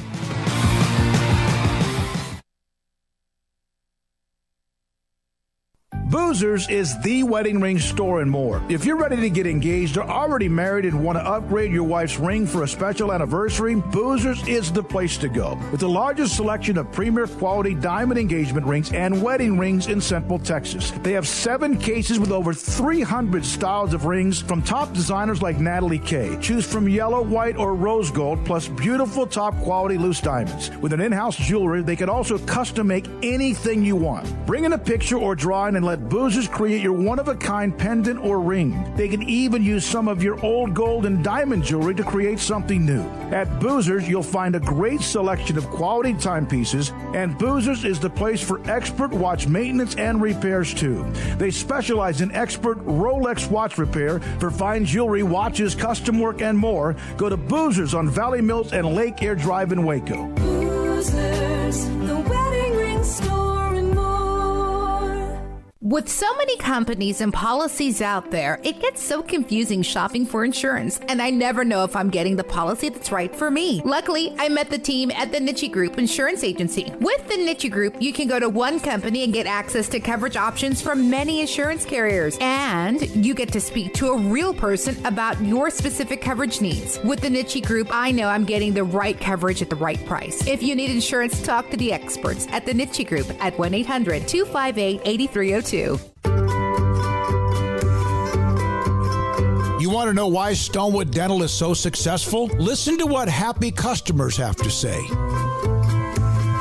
It's pleasant. It's different than any other dentist office. I really feel like they care. And it's not that you're here for 2 hours waiting on someone to take care of you. It's quick and easy, and I bring my kids, and my kids love being here too. They really love the treasure box. Staff is really nice and accommodating, real friendly. You feel more like home. It's not sterile looking. Everybody has their own personalized rooms with decorations and decor, and they'll even have a blanket for you when it's cold. I've recommended people to actually come here, and they are patients now. I really love it here. It feels like family. Learn more, stonewood-dental.com.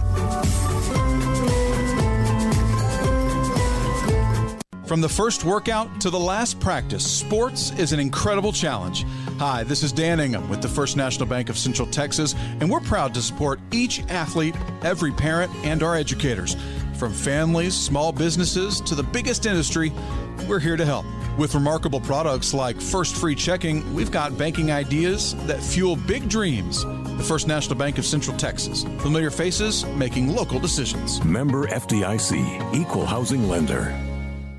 One size fits all. That may be all right for an adjustable belt or cheap sunglasses, but when it comes to your financial needs, no one wants a one-size-fits-all strategy. Ben Erlinson, your Edward Jones financial advisor, knows that his most important goals are yours. That's why he takes the time to understand your needs, knowing you. That's how Edward Jones makes sense of investing. Ben Erlinson, 100 North 6th Street in Waco, 254-759-8533. Edward Jones, member SIPC. Welcome back to Up Tempo on SicEm365 Radio. As there's a drive in a deep left field by Castellanos, it will be a home run. And so that'll make it a 4-0 ball game. Now back to the Bears Den with Drake Toll for a Baylor take on your lunch break. And welcome back into the Petty Clinic Low T Bears Den. Happy Tuesday, May 25th. This is the first Tuesday, May 25th, that Up Tempo has ever been on the airwaves. Yep. Really? Yeah. We're getting dangerously close to show 100. They said it could. They said we're too young. When will show 100 be? What is this? Who is they? They're existers on social media. I am they.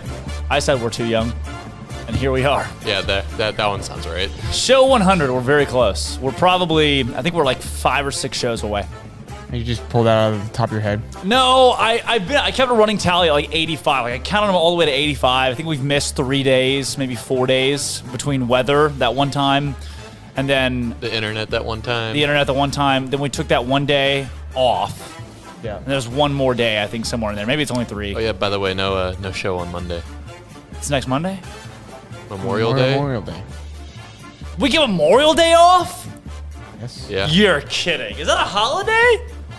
Yes. Right, but like we got to take like an off day for Memorial Day. It's like a national holiday. Wow. That's big. Marquise, you hear that? Everyone in the universe gets Memorial Day off. I didn't think we got Memorial Day. Are the afternoon guys doing a show Memorial Day? No. Really? Nobody's doing a show. It's Memorial Day. I say we set a precedent. I say we come in. I say we work. I say we memorialize the day by working. Well, I don't know about you, Armstrong, but I'm not producing that. Yeah, you can come in and do all that yourself if you want. Sweet. Well, I can do it with JD's learning the ropes of all the equipment here. Celebrity birthdays! Octavia Spencer. She plays God in The Shack. The what? Mm-hmm. The Shack movie. She plays God. I know exactly who Octavia Spencer is. Oh. That did not help me. In no way did. Okay, I need to hear plays God guess first. I'm going to say she's 58. You suck. 62. 49. God. Really? Evil. Mike Myers. Shrek. Yeah, I don't know. How old did you say Octavia Spencer was? 49. I have here, it says 51 years. Okay, well, my sources and your sources need to get together.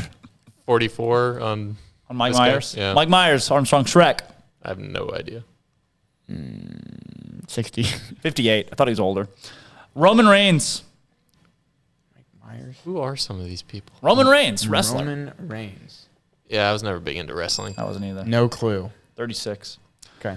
Allie Raisman, the gymnast. Let's see. She might be 30 by now. 31. 31. 28. 27. Ian McKellen. Sir. 70. That's sir to you. 75. 80. 82. This day in sports history, Australian Aboriginal Cricket Tour of England begins versus Surrey Gentlemen. Australian Aboriginal Cricket. 81. Just go with that. 1868. Dang it. NHL Eastern Conference Finals. Oh, God. Shoot. Always catches me off guard. Later, guys. No, it doesn't. I know. It has not caught me off guard one time yet because I have the seconds on my computer and can just... You know what? We got baseball tomorrow at 9 a.m. The desk is empty. How long has the desk been empty? I didn't even realize it. Somebody's got to stop me next time because I can't. I got to have something. I'm Drake Toll. We got Jack McKenzie, Armstrong Sims, and Marquise Cooley. Come back tomorrow at 11 o'clock. We'll have a recap of Baylor baseball and what's going on in that one. Thanks for joining us today. We'll come back and do it all again tomorrow. This has been Up Tempo.